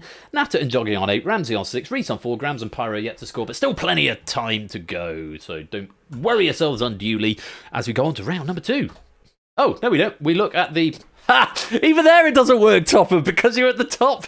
See Avatar in the lead with 20, Ape on 19, Colo 18, Shape 17, AB Me in a run, and Ryan on 9, Claire and Kegler on 8, Fernando 7, Proves, Puzzledan, and Mr. Vertigo yet to score.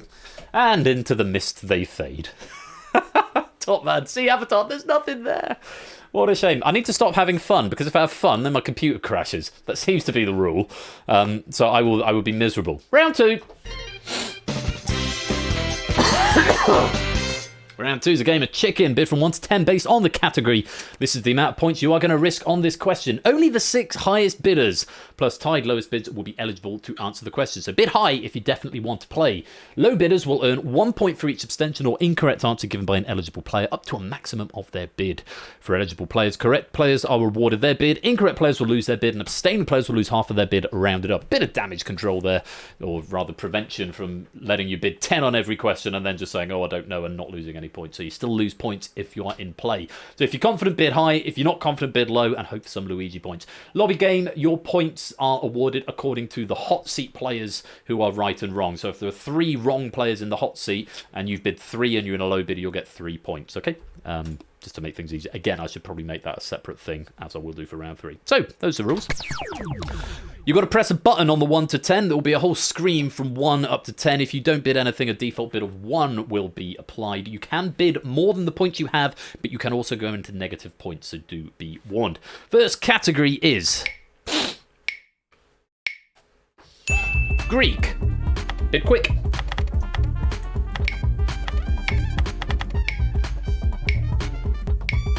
Those 10 seconds do go real quick.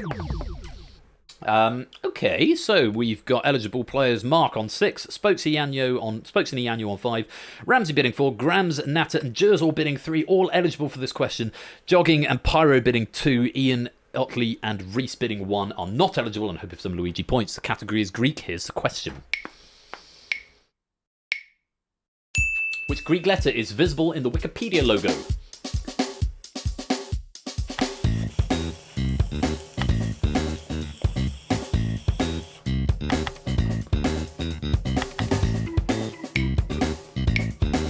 Natter going to abstain, you lose 2 points if you abstain, you lose 3 if you guess and are wrong. Natter is going to abstain, which means everyone gets a Luigi points, either 1 or 2, because Natter abstained. And there are a couple of wrong answers. Rho and Sigma are incorrect. The answer is Omega. I would also have accepted this symbol if anyone... Oh, bollocks, come here.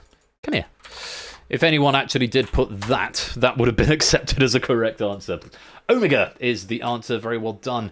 Ramsey picking up 4, Mark picking up 6, Spokes picking up 5, and Grams picking up 3. Well done. Let's reset the podiums. Next category. Bid high if you want to be in, bid low if you don't, and bid quickly. Those 10 seconds go fast. Category is...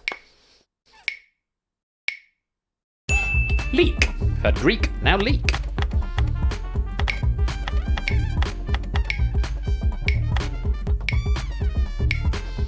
Interesting. 4 players not in. Mark and Reese bidding 2, Spokes and Jers bidding 1, not eligible for this question. Ramsey going for 6 here, Pyro for 4, Grams, Natter, Jogging, Ian, Otley and Ianyo all bidding 3 and getting into this question. The points you win if you're right, the points you lose if you're wrong. Good luck. 20 seconds. Here's the question. Which city takes its name from the word Chicarqua, meaning wild leek? Chicarqua. Chicago.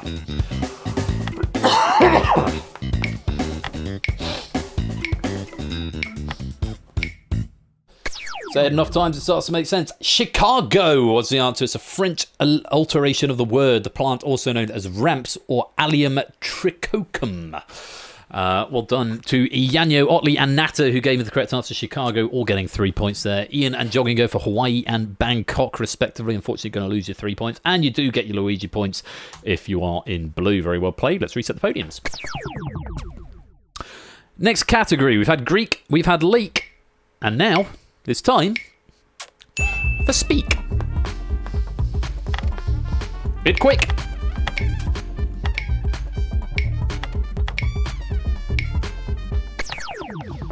And Grams with a bid of 1 is not eligible. Same for Dominic. And also Grams is incorrect, B4. That's obviously a fringe case if you bid at the very, very last second. Why is it said B4? Maybe you were going to go for 4 there. Oh yeah, bid 4, that would make sense. But just out of time, as Marchie was incorrect, hopefully you won't lose more than 1 there, Grams. I can always edit the score, because you should be getting 1 Luigi point, because you're technically not eligible for this question, along with Ian Dominic there. Spokes and Otley and Mark were bidding 4, Reese bidding 3, and everyone else who's there is bidding 2. The category is speak, and I might need to edit Grams' score up afterwards, because he should be getting 1 here. Here's the question. Speak Airport is currently named after which Beatle? There's a 1 in 4 if you know your Beatles.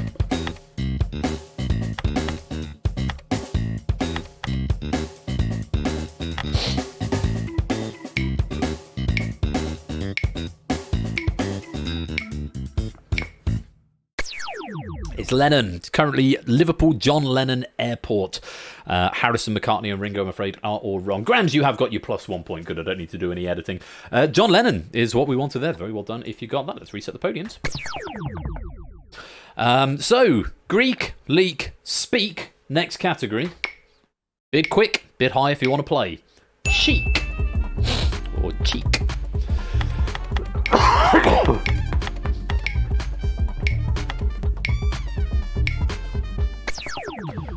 We've got 4 players out of this question. 5 players, beg your pardon. Ramsey, Pyro, Otley, Reese, and Ianyo all bidding 2, not getting into this question. Spokes going for 6. Ian and Jers going for 4. And Grams, Natter, Jogging, and Mark all going for 3. Chic is the category. 20 seconds. Here's the question. Consumptive chic was the Victorian glamorization of which disease?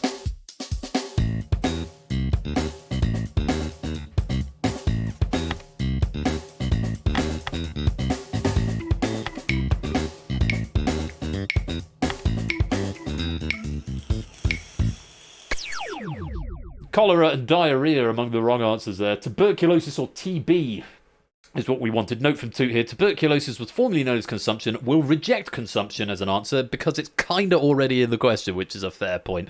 No, to your question, Ian, no, I wouldn't accept consumption. Although also I can't override players in the lobby game. Oh, you're not in the lobby game. You were abstaining on that one, so you wouldn't have been able to answer. But yes, all Luigi points of 2 going out there because there were plenty of wrong answers. Well done. Spokes picking up 6. Mark and Natter picking up 3 for tuberculosis. Well played. Let's reset the podiums. Defo not chickenpox, Dan. No, I'm afraid not. One more question in this round. Greek, leak, speak, chic, cheek. Bid high, bid fast.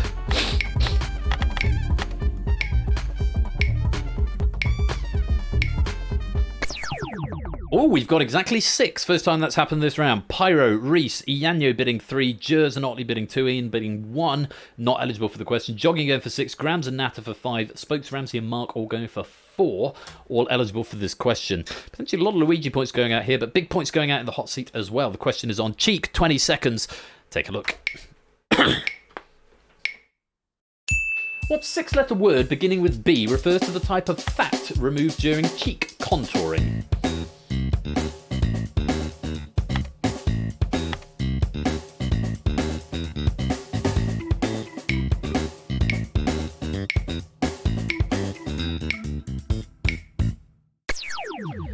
Buccal. Buccal is the answer. Yes, up to all 3 Luigi points going out, because we did have 3 abstentions there from Ramsey, Grams, and Natter. Ramsey losing 2, Grams and Natter losing 3. Buckle is the right answer. Mark picking up 4, Spokes picking up 4, Jogging picking up 6 there. Very well played. And all the Luigi points going out that were required. That's the end of question 5. It's the end of round 2. Let's clear the boards and reset the podiums, check out the scores. Clear the boards. That's data leak. At the games next door. Bit of a switch around at the top. Mark goes into pole position on 35. Otley's gliding overall with 28. Spokes is in third with 24. Reese and Ianya on 15. Jogging on 12. Natter 11. Jers is on 8. Ian Dominic's on 6. Ramsey on 5. Pyro on 3. And Graham's on -3, but still time to catch up. Don't you worry, especially as we go into round number 3 after we checked out the lobby scores. I need to remember that's a thing. Claire at the top with 34. Shapes into second with 28. Ape's got 24. C Avatar has got 23. Fernando 22. Arun and Kolo both on 21. AB, me and Kegler Coach on 15. Pruz is on 6. Ryan's on 5. Mr. Vertigo on 4. Puzzled down on -8.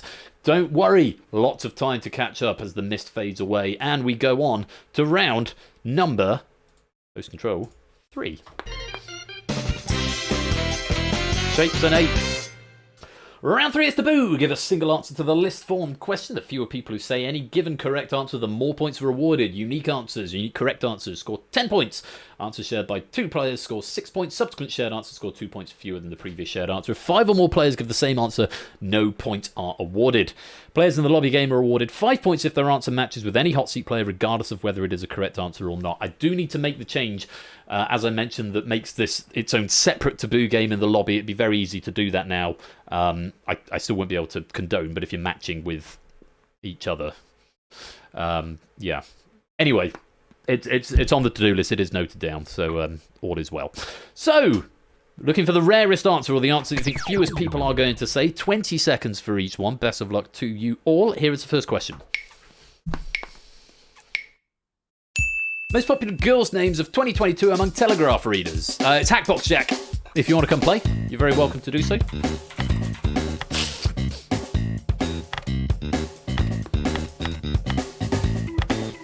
The lobby game are looking to match with anybody in the hot seat. Nobody. Florence, Poppy, Amelia, Ottilie, Clementine, Eleanor, Ruby, Antonia, Edith, Evelyn, Freya, Isabella, Margot, Matilda, Ophelia, Rose, and Sophia. Answers that have come in: Emma, Ostensia, Amanda, Karen, Caitlin, Charlotte, Anna, Emma, Megan, Olivia, and Sarah. Wow, I haven't seen that for a while. A sea of red in the hot seat game. But a good chance that some of the lobby players may well have matched with there. I would probably have played Olivia in that particular instance, but no one matching up there. One of those things. Telegraph readers obviously like some slightly, yes, different names. Telegraph readers, this is some very Tory names. I'm surprised Karen isn't there then, as Reese suggested. But there we go. Let's reset the podiums. We'll try again with this next question. Question number 2. Take a look at this. It's Ottilie, yes. Ranker.com's top 10 female video game protagonists.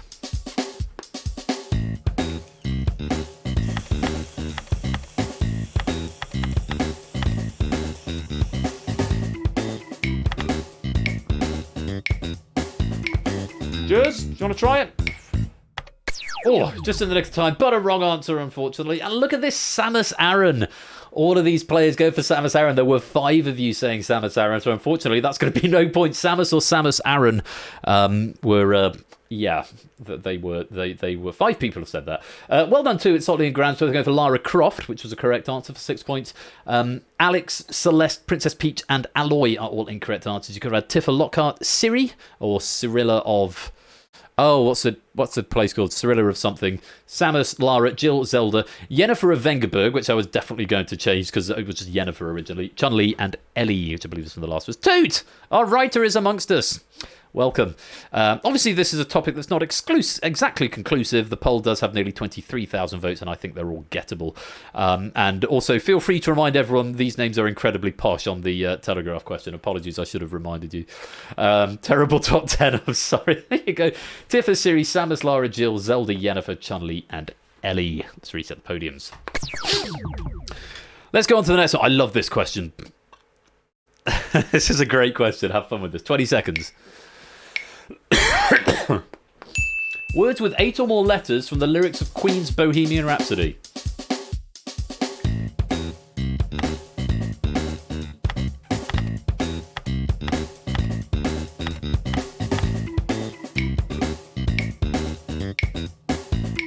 Grams, Pyro. Okay. Oh, we got some green here and some 10s. Silhouetto, Beelzebub. So the answer: Scaramouche, Monstrosity, Frightening, Thunderbolt, Silhouetto, Everybody, Bismillah, Sometimes, Lightning, Landslide, Fandango, Beelzebub, Magnifico, Tomorrow, and Symphony. Pyro. I'm going to allow that. Of course, I'm going to allow that. Let me have a look. Player index to focus on. Pyro. Zoom. Condone answer as where is it? Beelzebub. Apologies to the other players who put Beelzebub. But yeah, condone that as Beelzebub. That's phonetically plausible. It means the players who put Beelzebub go from 4 down to 2, but Pyro goes from 0 to 2, so it's all nice. 10 points there to Mark for Silhouetto, and to Reese for Fandango, to Johnny for Bismillah, to Natter for Landslide, and to Spokes for Lightning. Beelzebub and Scaramouche were among the shared answers, and lovely question that. I did enjoy that. Let's reset the podiums. As we go to the next question, fingers on keyboards, here it is. Words ending with S that appear in the English title of a Walt Disney Animation Studios film, not Pixar. Not Pixar. Classic Walt Disney Animation Studios.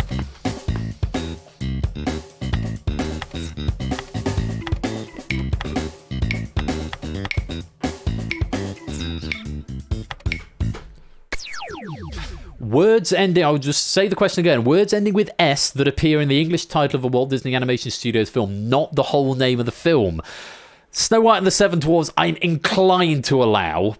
Likewise, 101 Dalmatians as well, and the Aristocats. I'm gonna be a bit generous, but it was technically after single words. Wrong answer. Well, the right answer is Breaks Princess. So Breaks would be, and maybe remind players before, and this is specifically the Disney classic, so it does not include Pixar, etc. And on the last one, I wasn't to allow answers like me from Bohemian Rhapsody.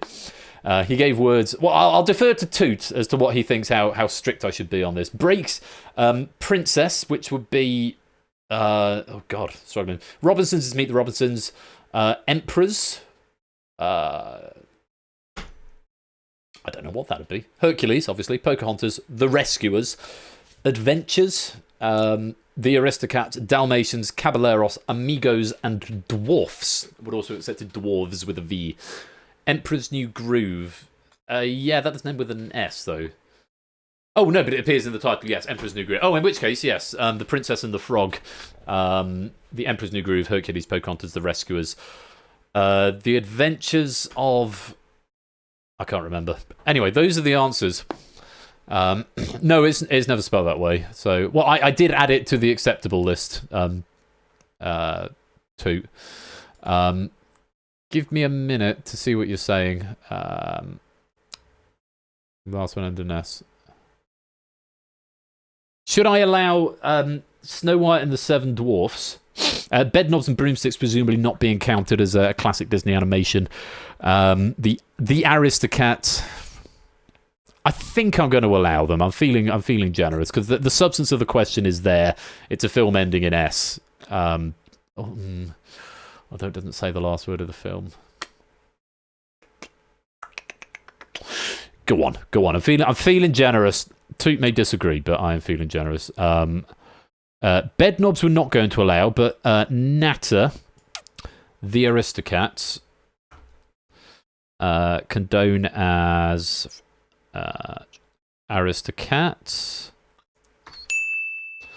and Ian Dominic, where are you? There you are, Ian Dominic. So the Seven Dwarfs, condone as Dwarfs. Take that down to 6. And Pyro saying Dalmatians.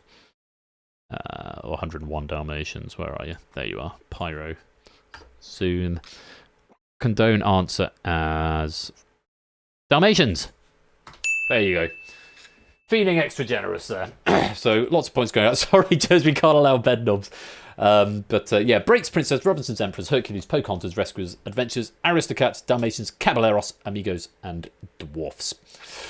Feeling very generous there. Let's reset the podiums. I'm glad the game takes care of all the points, so I don't have to worry about it. One more question in this round. 20 seconds. Good luck. Here it is. And yeah, B&B live action, not animated. Goodreads.com, top 20 books with girl in the title.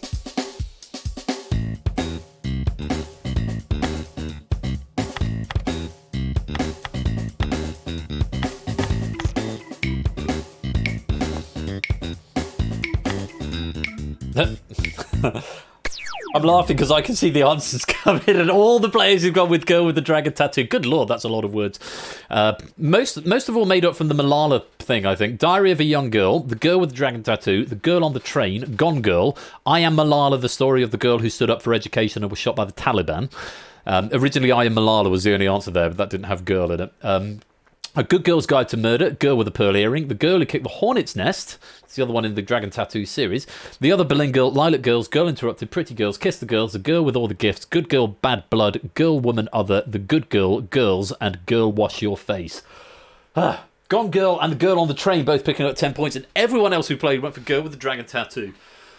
No one going for Pearl Earring. I thought it was a painting and a film. I didn't know it had been made into a book, but there we go. Well done if you picked up some points there. Slightly girl-oriented round with female video game characters, girls amongst Telegraph readers, and girl book names. Did you pick up the points you wanted? Let's reset the podiums and check out the scores.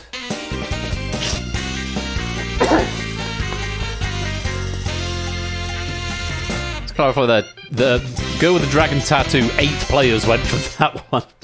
Spokes takes the lead with 54. Otley's into second with 52. Mark just a point behind on 51. That's a very close knit at the top there. Reese on 35. Natter's got 27. Jogging 26. Yanyo 21. Ian on 18. Ramsey and Pyro both on 15. Jers on 10. And Graham's into positive figures on 3. Hurrah and huzzah. Lovely stuff. In the audience, how do we get on there? Claire's still at the top, 54. Fernando's got 47. Colo 46. 844. C Avatar is on 43. Arun is on 51. Shapes 38. Proves 26. ABME. And Ryan on 20. Mr. Vertigo 19. Kekler Coach 15. And Dan on -8. Still time to make it up, though. We've got 2 more rounds. And one of them's a biggie. The biggie at the end. But first of all, round 4. Which is the blind auction. Bid on how many questions you can answer on a pair of categories from 1 to 10.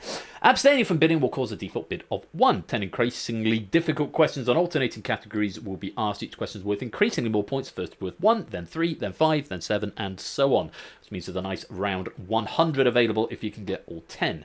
If you successfully answer the number of questions you have bid, you bank your points and are frozen out the rest of the round. Answering a question incorrectly will increase your bid by 1. No penalty for abstention.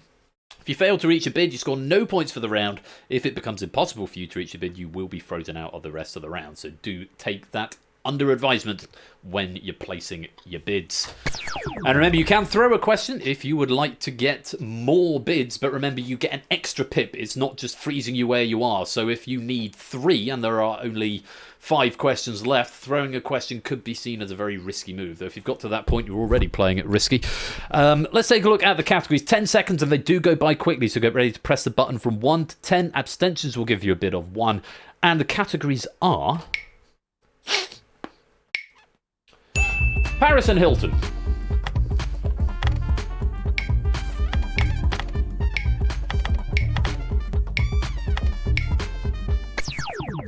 Okay, bids are in.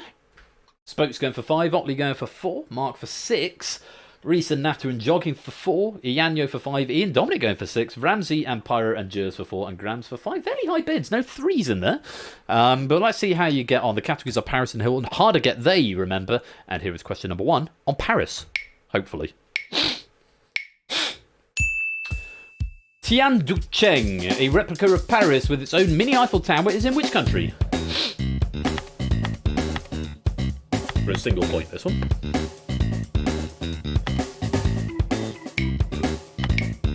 Maybe you don't have to play. If you want to save up for more difficult questions later on, you can do that. Everyone who played getting it right. The answer is China. A single point added to your running total. Well done. Next question for 3 points on Hilton. Take a look. Edward Hilton survived the siege of Lucknow, which took place in which country? Oh, my ears won't pop.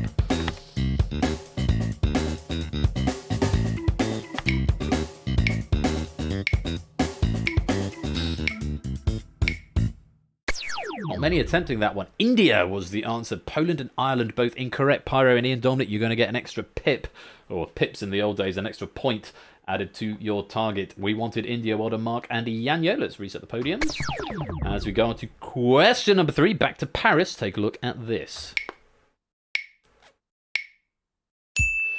Which historic 4-letter European capital was exclusively twinned with Paris in 1956?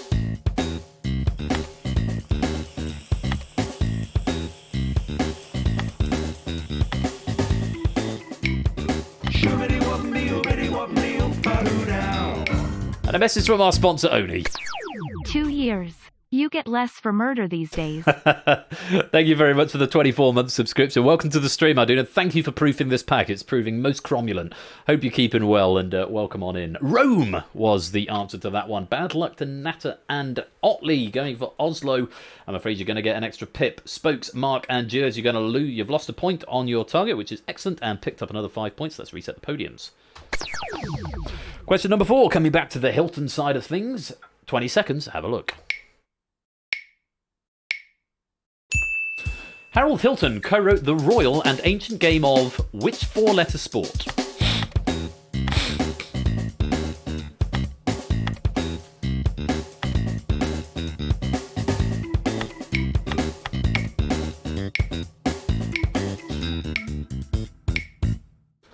It's golf. You might think polo, pyro, but unfortunately it's not the right answer. You now need 6 from 6. Not an enviable position to be in, but golf was the answer. Everyone else giving me the correct answer. Very well played. Let's reset the podiums. So pyro needs 6 from 6. Ian Dominic needs 5 from 6. Otley needs 4 from 6, as does Grams. Getting a bit sketchy and scary at this point. 20 seconds. As you come back to Paris, take a look at this. Buggeration, says Topper. For 9 points, the Treaty of Paris in 1763 ended which numerically named war?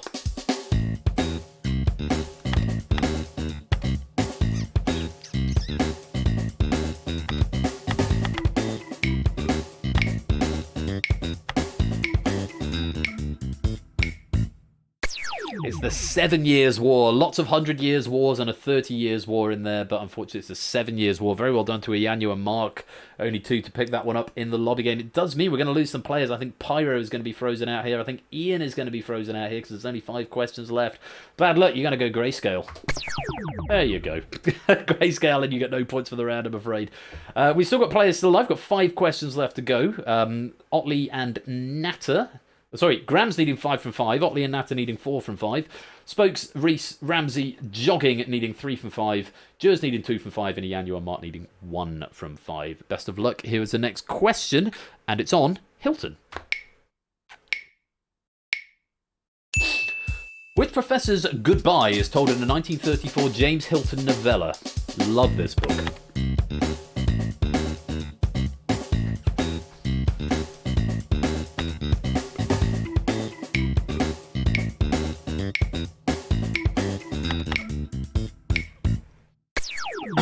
Almost as much as I love the 2003, I think, ITV adaptation starring Martin Clunes and Victoria Hamilton, I think. Goodbye, Mr. Chips. My 1 point I backed is gone, says Hey Mickey. Bad luck. It's Mr. Chips. Goodbye, Mr. Chips. Great show. Definitely worth checking out. So it's only about an hour and a half, 2 hours. Martin Clunes is just breathtaking. The book's pretty good as well. Well, novella, so I think I read it in a pub.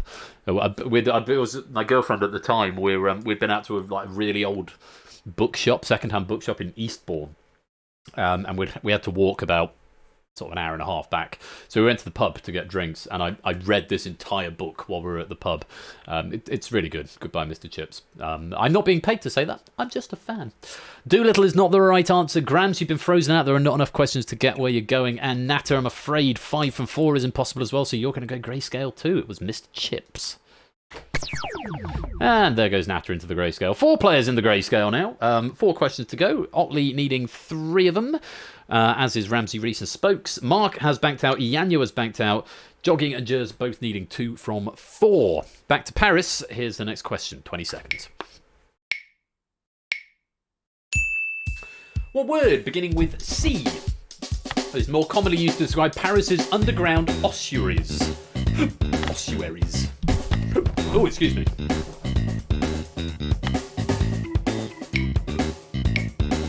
Gonna have a go, Jogging? You're gonna wait. Look, he's gonna wait. Catacombs. Oh, bloody hell. The hiccups have started. Ow, just give me a minute.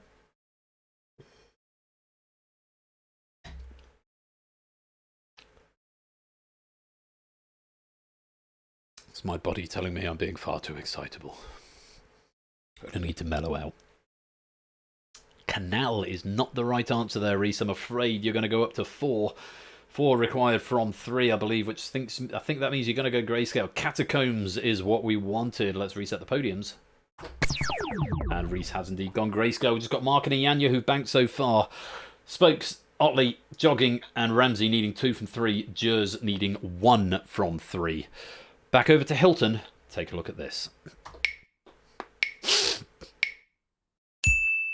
Jack Hilton's song, Amy, Wonderful Amy, first recorded in 1930, is about which woman?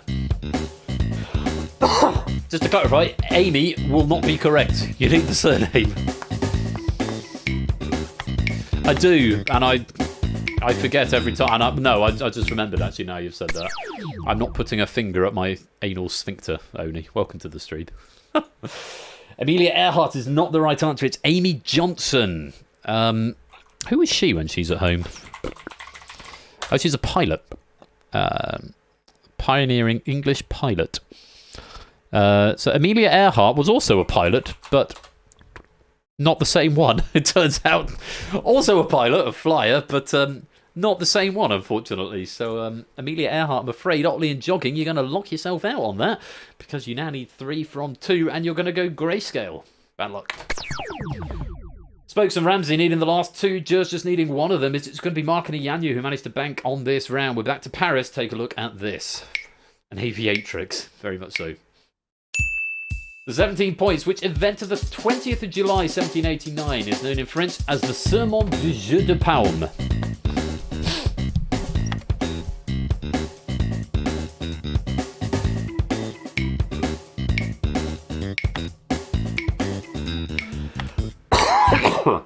Don't blame you, it says storming of the Bastille, but this came up in the OQL quiz on Wednesday, and I didn't have a clue then. And I looked at the answer and I thought, oh, that sounds familiar. I think that came up in OQL. Oath of the Tennis Court. Jers, I am going to allow that. Tennis Court Oath. Player to focus on. Jers. Zoom. Oath of the Tennis Court. Do I just press the tick? I do. Poggers for you. Banking out some points there. I'm not quite sure how many, but Oath of the Tennis Court was the right answer. Non-French speakers may know Jeu de Paume being an alternative name for real tennis. And Prug's Niece's final question, how exciting. Unfortunately, storming the Bastille was the wrong answer, so Spokes and Ramsey are going to go grayscale. So there's not much interest in the hobby in the hot seat game at this point. It's all down to the lobby, and we'll give it to you anyway. 20 seconds. A final question on Hilton. Take a look. The conjoined twins Daisy and Violet Hilton appeared in which controversial 1932 Todd Browning film set in a circus? Todd Browning film set in a circus. Sorry.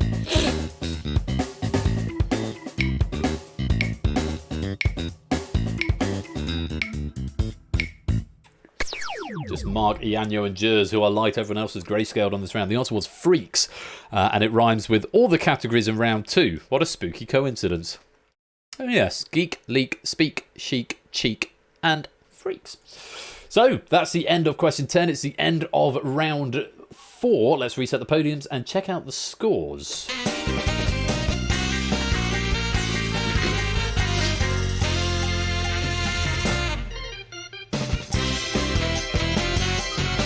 Mark's in pole position, 87. He's looking to continue his treble that he started on Tuesday when he won all of the games.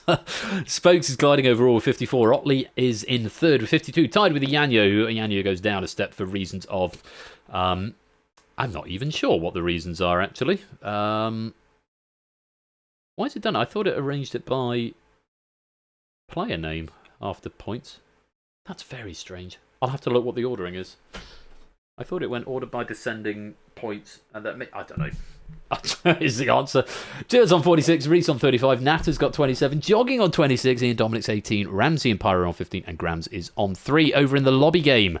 Oh, a run out of nowhere up to 100 points now into 3 figures. Very nice. Claire's got 99, Colo on 91, Fernando 82, Ryan up to 71 now. Good game there. Shapes on 68, Mr. Vertigo 63, Ape on 44, C Avatar is on 43, Kegler 35, Proogs 26, ABME on 20, and Puzzle Down on -8. But one more question in one more round. It's quite a lengthy question, this one. I'm tempted to give you a bit more time for it. I think I will. It's normally 30 seconds. I'm like... Can I give you an extra 10 seconds? We'll see. Let's go and have a look at the round, first of all. It is the big finish. Wages from 10 points up to your current score based on a category. If you do not have at least 10 points, you'll be given a default bid of 10. Answer the puzzle-based question within 30 seconds. Answering correctly will win your wager. Answering incorrectly will lose you your wager. Kino Sham, welcome to the game. I see you validating there just in time for the last question. You won't be able to wager because you won't have any points, but you could still get 10 points. Plus 10 or minus 10 for the last question of the night. You should be able to see the scores of your fellow lobby players on Hackbox now, so you can make an informed bid. It should be showing you on your devices what the other players are doing, where they are, so you can make an informed bid between 10 and your current score based on how many you want to do. This would be a really good game to put the slider into, actually. Now that that's available. So it's not there yet. At the moment, you do have to type a number. So the time does go quickly. I am going to give you twice as much time. I'm going to set the timescale to 0.5, which means it won't sync up with the music. But, oh, no, I can't change the timescale because, bugger. Oh, no, I can change the timescale. Go down to 0.5. Cool. So I'll give you a bit more time to submit your answers because you have got to type it, but I will get a slider into this game. Someone note that down. Must put a slider in this game. So, the final category of the night is 20 seconds to type your answer, which is why this countdown before you start the timer. Sporty bookie politics.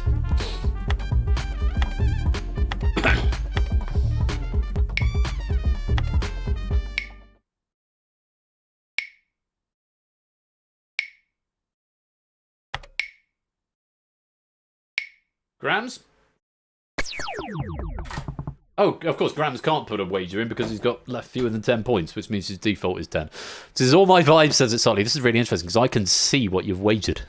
I can see what you all have wagered. I'm going to set the timescale to 0.75 because the default is 30 seconds, but it's quite a long question, so I want to give you some thinking time. Best of luck to you all. The big finish question is... Yes, default bit anyway, thank you, school. Ignoring spaces and capitalisation, the surname of which 20th century Conservative Prime Minister becomes the title of an acclaimed non-fiction book whose name is a baseball term with the addition of a single letter L. Mark is in already. We're after the name of a former Conservative Prime Minister here. Otley's in. I don't see your answers. I only see your bids, but I do not see your answers as they come in, so I will find them out in real time. 5 seconds, which is actually about 7.5 seconds.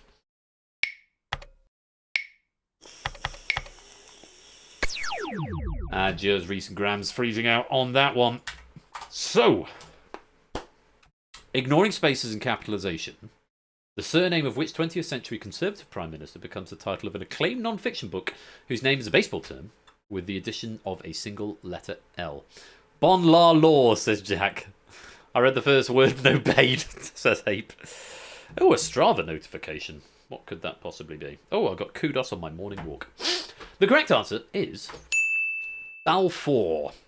Arthur Balfour, Lord Balfour, PM from 1902 to 1905. If you add a letter L after that L that is there, or indeed before the L, you get Ball 4, which is a non-fiction book, and Ball 4 is a baseball term. It was all there in front of you. Mark with the yes and the exclamation mark. Is he giving stuff away before we got there? That's kind of fine. It's entirely his prerogative to decide to tell us how well it's done, but we still don't know what he's wagered. So, let's go through the players and see what happened. Thatchler. Starting with Grams. I don't think Grams got an answer in. No answer. Gonna lose 10 points because you were under 10 anyway, so you finish on -7. Pyro. Did you get an answer in? Thatcher. I'm afraid not. You're gonna lose 15 points. You finish with 0. What a shame. What a shame. Ramsey. You started on 15. What did you say? No points for me. Thanks. I'm afraid that's not right. And What a shame. finishing on 0. Ian Dominic, you started with 18. What did you say? Churchill. Good a guess as any, I'm afraid not right. You're going to lose 18 points. What a shame. You finish on 0. John Ging, you started on 26. What did you say? James Callaghan is the Prime Minister. Not the answer we were after. I'm afraid you're going to lose 26 points. What a shame. You finish with 0. Natter, you started with 27. What did you say? Fowler, we're getting closer. Not going to allow it, though. It's not close enough to Balfour. I'm afraid you're going to lose 25 points. What a shame. You finished with 2, currently in the lead. Reese, you started with 35. What did you say? No answer from you. You're going to lose 35 points. What a shame. You're down to 0. Jers, you started with 46. What did you say? No answer. You're going to lose just the 10 points. 36 points. Jers going into the lead now. Ianyo, moving on to you. Started with 52. What did you say? Thatcher, not the right answer. You're going to lose 17 points, down to 35. You are 1 point behind Jers, currently in silver position. Otley, you started with 52. You went for Eden. Not the right answer, I'm afraid. You're going to lose 26 points, cutting it in half down to 26 and into 3rd place. On to Spokes, you started with 54. What did you say? Thatcher, not the right answer. What a shame. You're back down to 0. All coming down to Mark, who started with 87. What did you say? Balfour, that is the right answer. What did you wager? 22, enough to give you 109, which means Mark is the winner.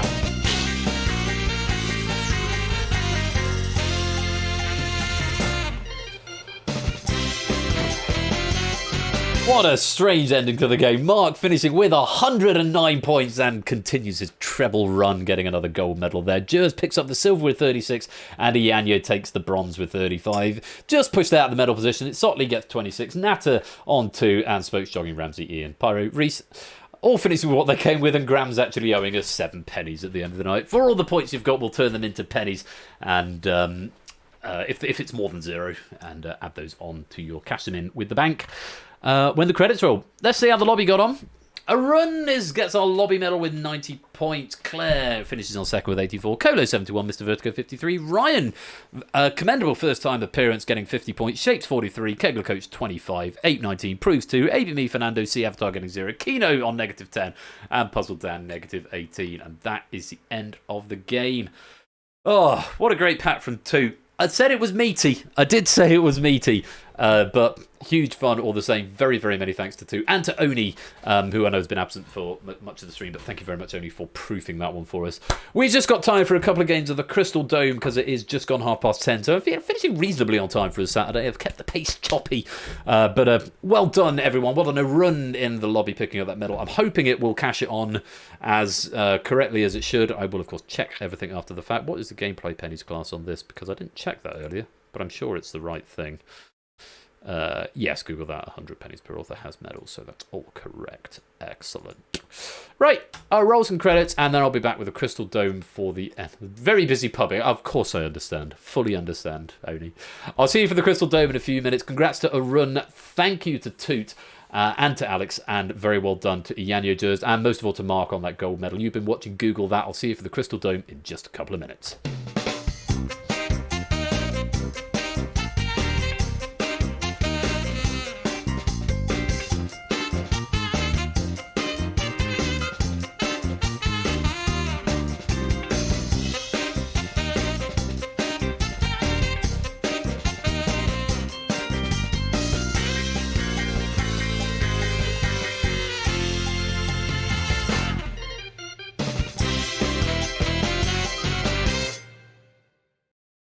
Ah, what a lot of fun had there. Data has been written to the drive. Let me stop the build right there and give you some more bonus pennies. Google 48, lovely stuff. If you want to get some bonuses, just while I get the Crystal Dome all loaded up to finish the night off. Last bit of brain teasing at the end of the night, and I didn't check this today because I was doing a load of updates to builds and stuff today. I didn't check this one, but I'm pretty sure this one is now pointing to the correct thing. But I will check before I launch the game, but not before I have marked these packs as played. Go red. Just one less thing to do post-stream. While the game is loading, might as well. My computer goes, no, that's too much, I'm going to crash. I'm like, please don't. Used, and used, mark as used. Thank you very much to all of the question writers tonight, all 4 question writers, to Natter, to Toot, to Itsotley, and to Dogfish and Score, and me, I suppose. It's been great fun tonight. I've really enjoyed it. I'm just very relieved that nothing is broken, which often seems to be the way when I get a bit hype. And I'm really glad I came and streamed because actually I wasn't feeling... Oh, shit, they went in the wrong folder. I wasn't feeling it tonight. Well, I was feeling stream, but I was just feeling, because I was feeling so crap, I was worried I wasn't going to do a particularly cromulent job for you all. But I'm grateful to everyone for sticking around and playing. I hope you've enjoyed it. We can move those into used and dismiss for now. Right. Eric's still on, so I think we're going to... I'll put the camera back on. And Huds has finished, so we'll go and raid Eric in a minute. Eric's Tomb Raider 3 speedrunner, and a friend of mine from Croatia. Apparently it's my sub-anniversary over there as well. So we'll go raid him in just a minute with a raid message. Let me stop that bonus. Just before we do the Crystal Dome, we're going to do a very quick check of the pennies to make sure it's just drawing from the right place. Let's go game with Cam, and I'll just show you some code. Yeet. Penny storage, new pennies test, new pennies. Good, that is right to the right place. Cool, that's all I wanted to check. Crystal Dome time! To the Crystal Dome! Sorry, I thought I moved something. I'll try again. To the Crystal Dome! There we go. Right, exclamation mark play if you want to play. I'll put the rules up on screen in a minute. Let me just check these definitions, which are downloaded. Yeah, that's fine. That's fine. That's fine. Cool. 12 distinct solutions. Right, here's how to play. Bloody hell. I need to bring that Spacey 4 game at some point, but I do like the Crystal Dome. Special place in my heart for a number of reasons.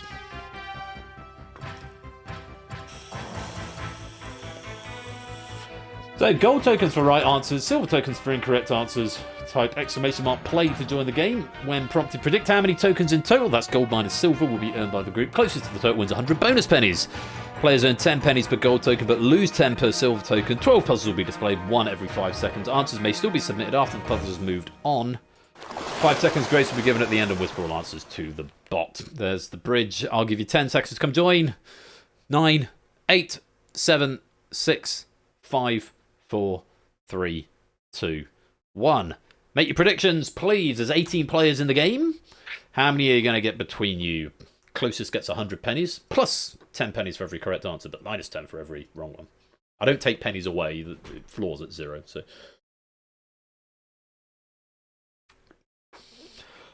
The spokes in Reese.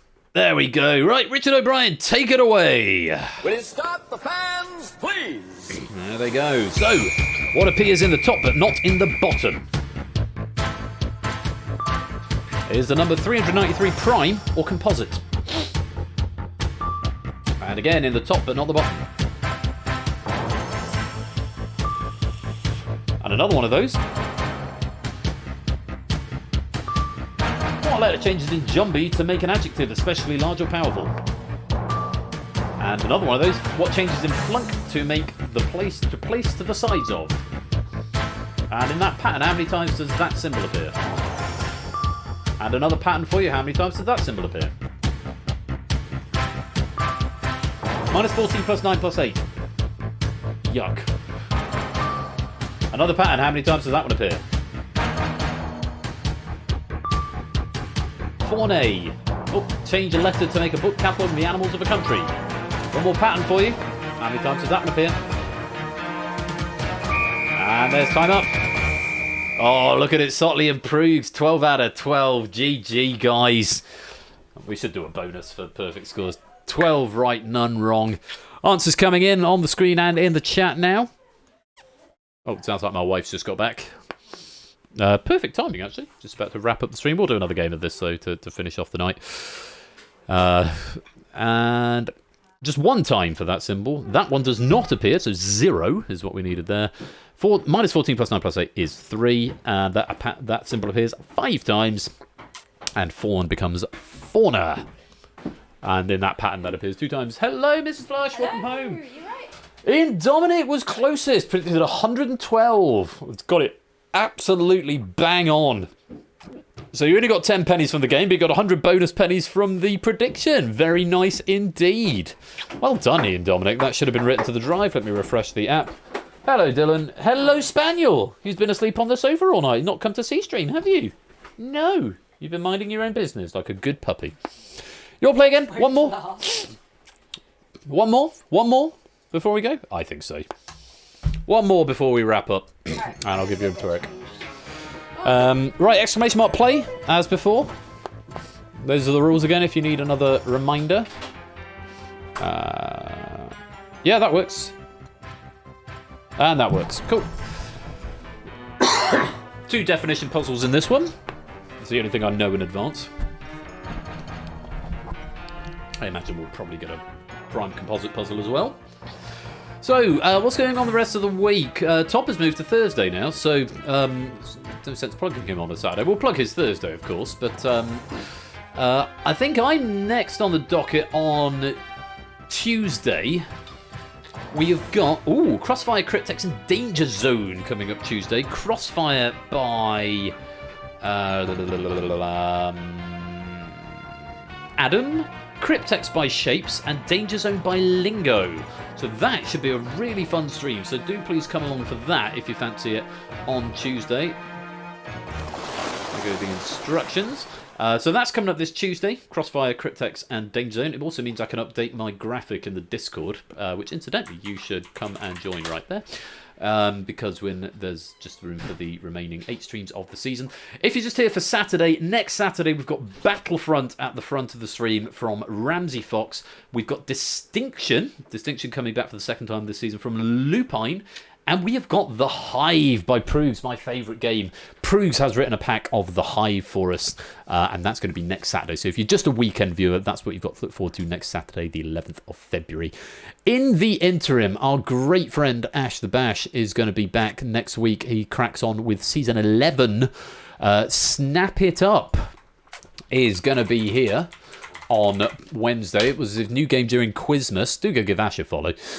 Snap It Up, that's Wednesday the 6th of February at 8 PM. And next Friday, Ash is doing Relativity and All Clued Up, so do go give him a follow. And our great friend Topper as well is back from his hiatus, and we wish him all the best. He's not had the best weekend this weekend, as he posted in the server. But we hope that he's got all the bad luck out of his system now. He's going to be here on Thursday the 9th of February with Splash Attack. I don't know if that's a new one, certainly not one I've seen before. Slam and the 21st question. So do go and give Topper a follow. Oh, you need to update your flavour text there. Interactive quiz games every Sunday, it says, but that's now Thursday. Both of those at 8 PM GMT. Hello, Zeus. Welcome to the stream, or welcome to the game right at the end of the night. Time to make your predictions. 18 players in again. And a message from our sponsor, Zeusless. Heart and arrow person, handshake person, love hotel, 2 years teddy bear. 2 years. There's a lot of 2 years coming at the moment. Zeus, thank you so much for the support. It feels like we've known you for 2 years. That's crackers, it really is. But thank you very much for the love and the support. Hope you've had a good evening this evening, whatever you've been doing. We've had great fun at Quiz tonight, and you're just in time for the second game of the Crystal Dome. Last chance to get predictions. Natter, Juz, Jogging, Zeus, Arun, Claire, and Spokes need some predictions in from you, please. I'll give you another 10 seconds or so. And then I got to go and check that all the medal tables have added on correctly. Fingers crossed. And the penny table as well. Because if not, then that would be very sad. Right, there's all the predictions in. Final puzzles of the night. Richard O'Brien, over to you. Good luck. Will you start the fans, please? Okay, a standard what appears in the top but not the bottom. 3 plus 13 minus 10. What appears in the top but not the bottom. And again, top but not bottom. Hammy will do. 593, primal composite. Froim, change a letter to make a downturn of the corners of the mouth, typically expressing sadness. HCXS, the sequences are back. What letter is next? And in that pattern, how many times does that symbol appear? GDAX, what's next? Oh, we love the sequences. Change a letter in Blake to make a fellow a man, especially an ordinary man, a man on the street. And what appears in the top but not the bottom? And the final puzzle of the night, KNQT, another sequence. What's next? 5 seconds grace time. 131 is what you finish on. C appears in the top but not the bottom. 3 plus 13 minus 10 is 6. X appears in the top but not the bottom. D appears in the top but not the bottom. The next number is prime, 593. Freud becomes Frau once you need to change the I to get a W. HCXSN is the next letter. In that pattern, that symbol appears one time. GDAXU is the next letter. Blake becomes bloke. T appears in the top but not the bottom. K and QT, the next letter is W. And well on to Reese. 1 away, 132 is what you predicted. 1 away from the actual total of 131. Nobody getting 12 that time, but kudos to Mr. Vertigo and Topper, who managed to pick up 11. And very well done to Reese. 100 bonus pennies going your way. Lovely stuff. Should bring back Spacey 4 game at some point. Just bad at puzzles. I need to add some more puzzles into that, actually. We've got 6, and they're good, and I like them. There's a good variety, but I'll add some more in. Mrs. Flush is stroking my back very nicely. That's lovely. And yes, changed as well. That is going to be it for tonight. I'll tell you what, guys. Thank you so much for coming to join me tonight, because I've been feeling pretty rough for the last few days, and I'm continuing to feel rough, but I'm really glad I came out and streamed. It's been so much fun tonight. Thank you so much to all our question writers and all our question proofers. That's Natter and It's Sotley and Dogfish and Score Count and me and Toot, and then to Oni and to Colo and who else proofed? Who proofed game 3? Game 3 wasn't proofed, that's fine. But to all the proofers, to all of you who've come to play at home, I've had so much fun tonight. Pennies should be updated now. I'm going to check that everything has updated properly, and all will be well. I'm going to be back on Tuesday. I'm going to go to bed and then get up for church tomorrow, and probably do some more baking or something tomorrow afternoon, which would be a laugh. Lemon drizzle cake and cookies downstairs. The cookies look really good, by the way. Yeah, I had about half of one. I bet you're probably full after dinner, aren't you? We're going to go and raid Eric if he's still going. Eric is he's a friend of mine. He's my Tomb Raider 3 speedrunner friend from Croatia. He's really, really good, and he's streaming much later than he normally is. And apparently it's my sub-anniversary. So we're going to go raid him. ERACKK. He's a good guy, really good guy. So let's go over there and say hey. And we'll say hashtag illstream. Let's say hashtag 6stream is good stream. There we go. We'll go say hi to Eric. Thank you all very much for playing. I hope you've had fun. I'll be back on Tuesday with more of the same, if not more of the same. And I will see you in the interim around and about, I dare say. Until next time, you've been watching Game Night. I've been Royal Flush. Take care. Peace out and good night.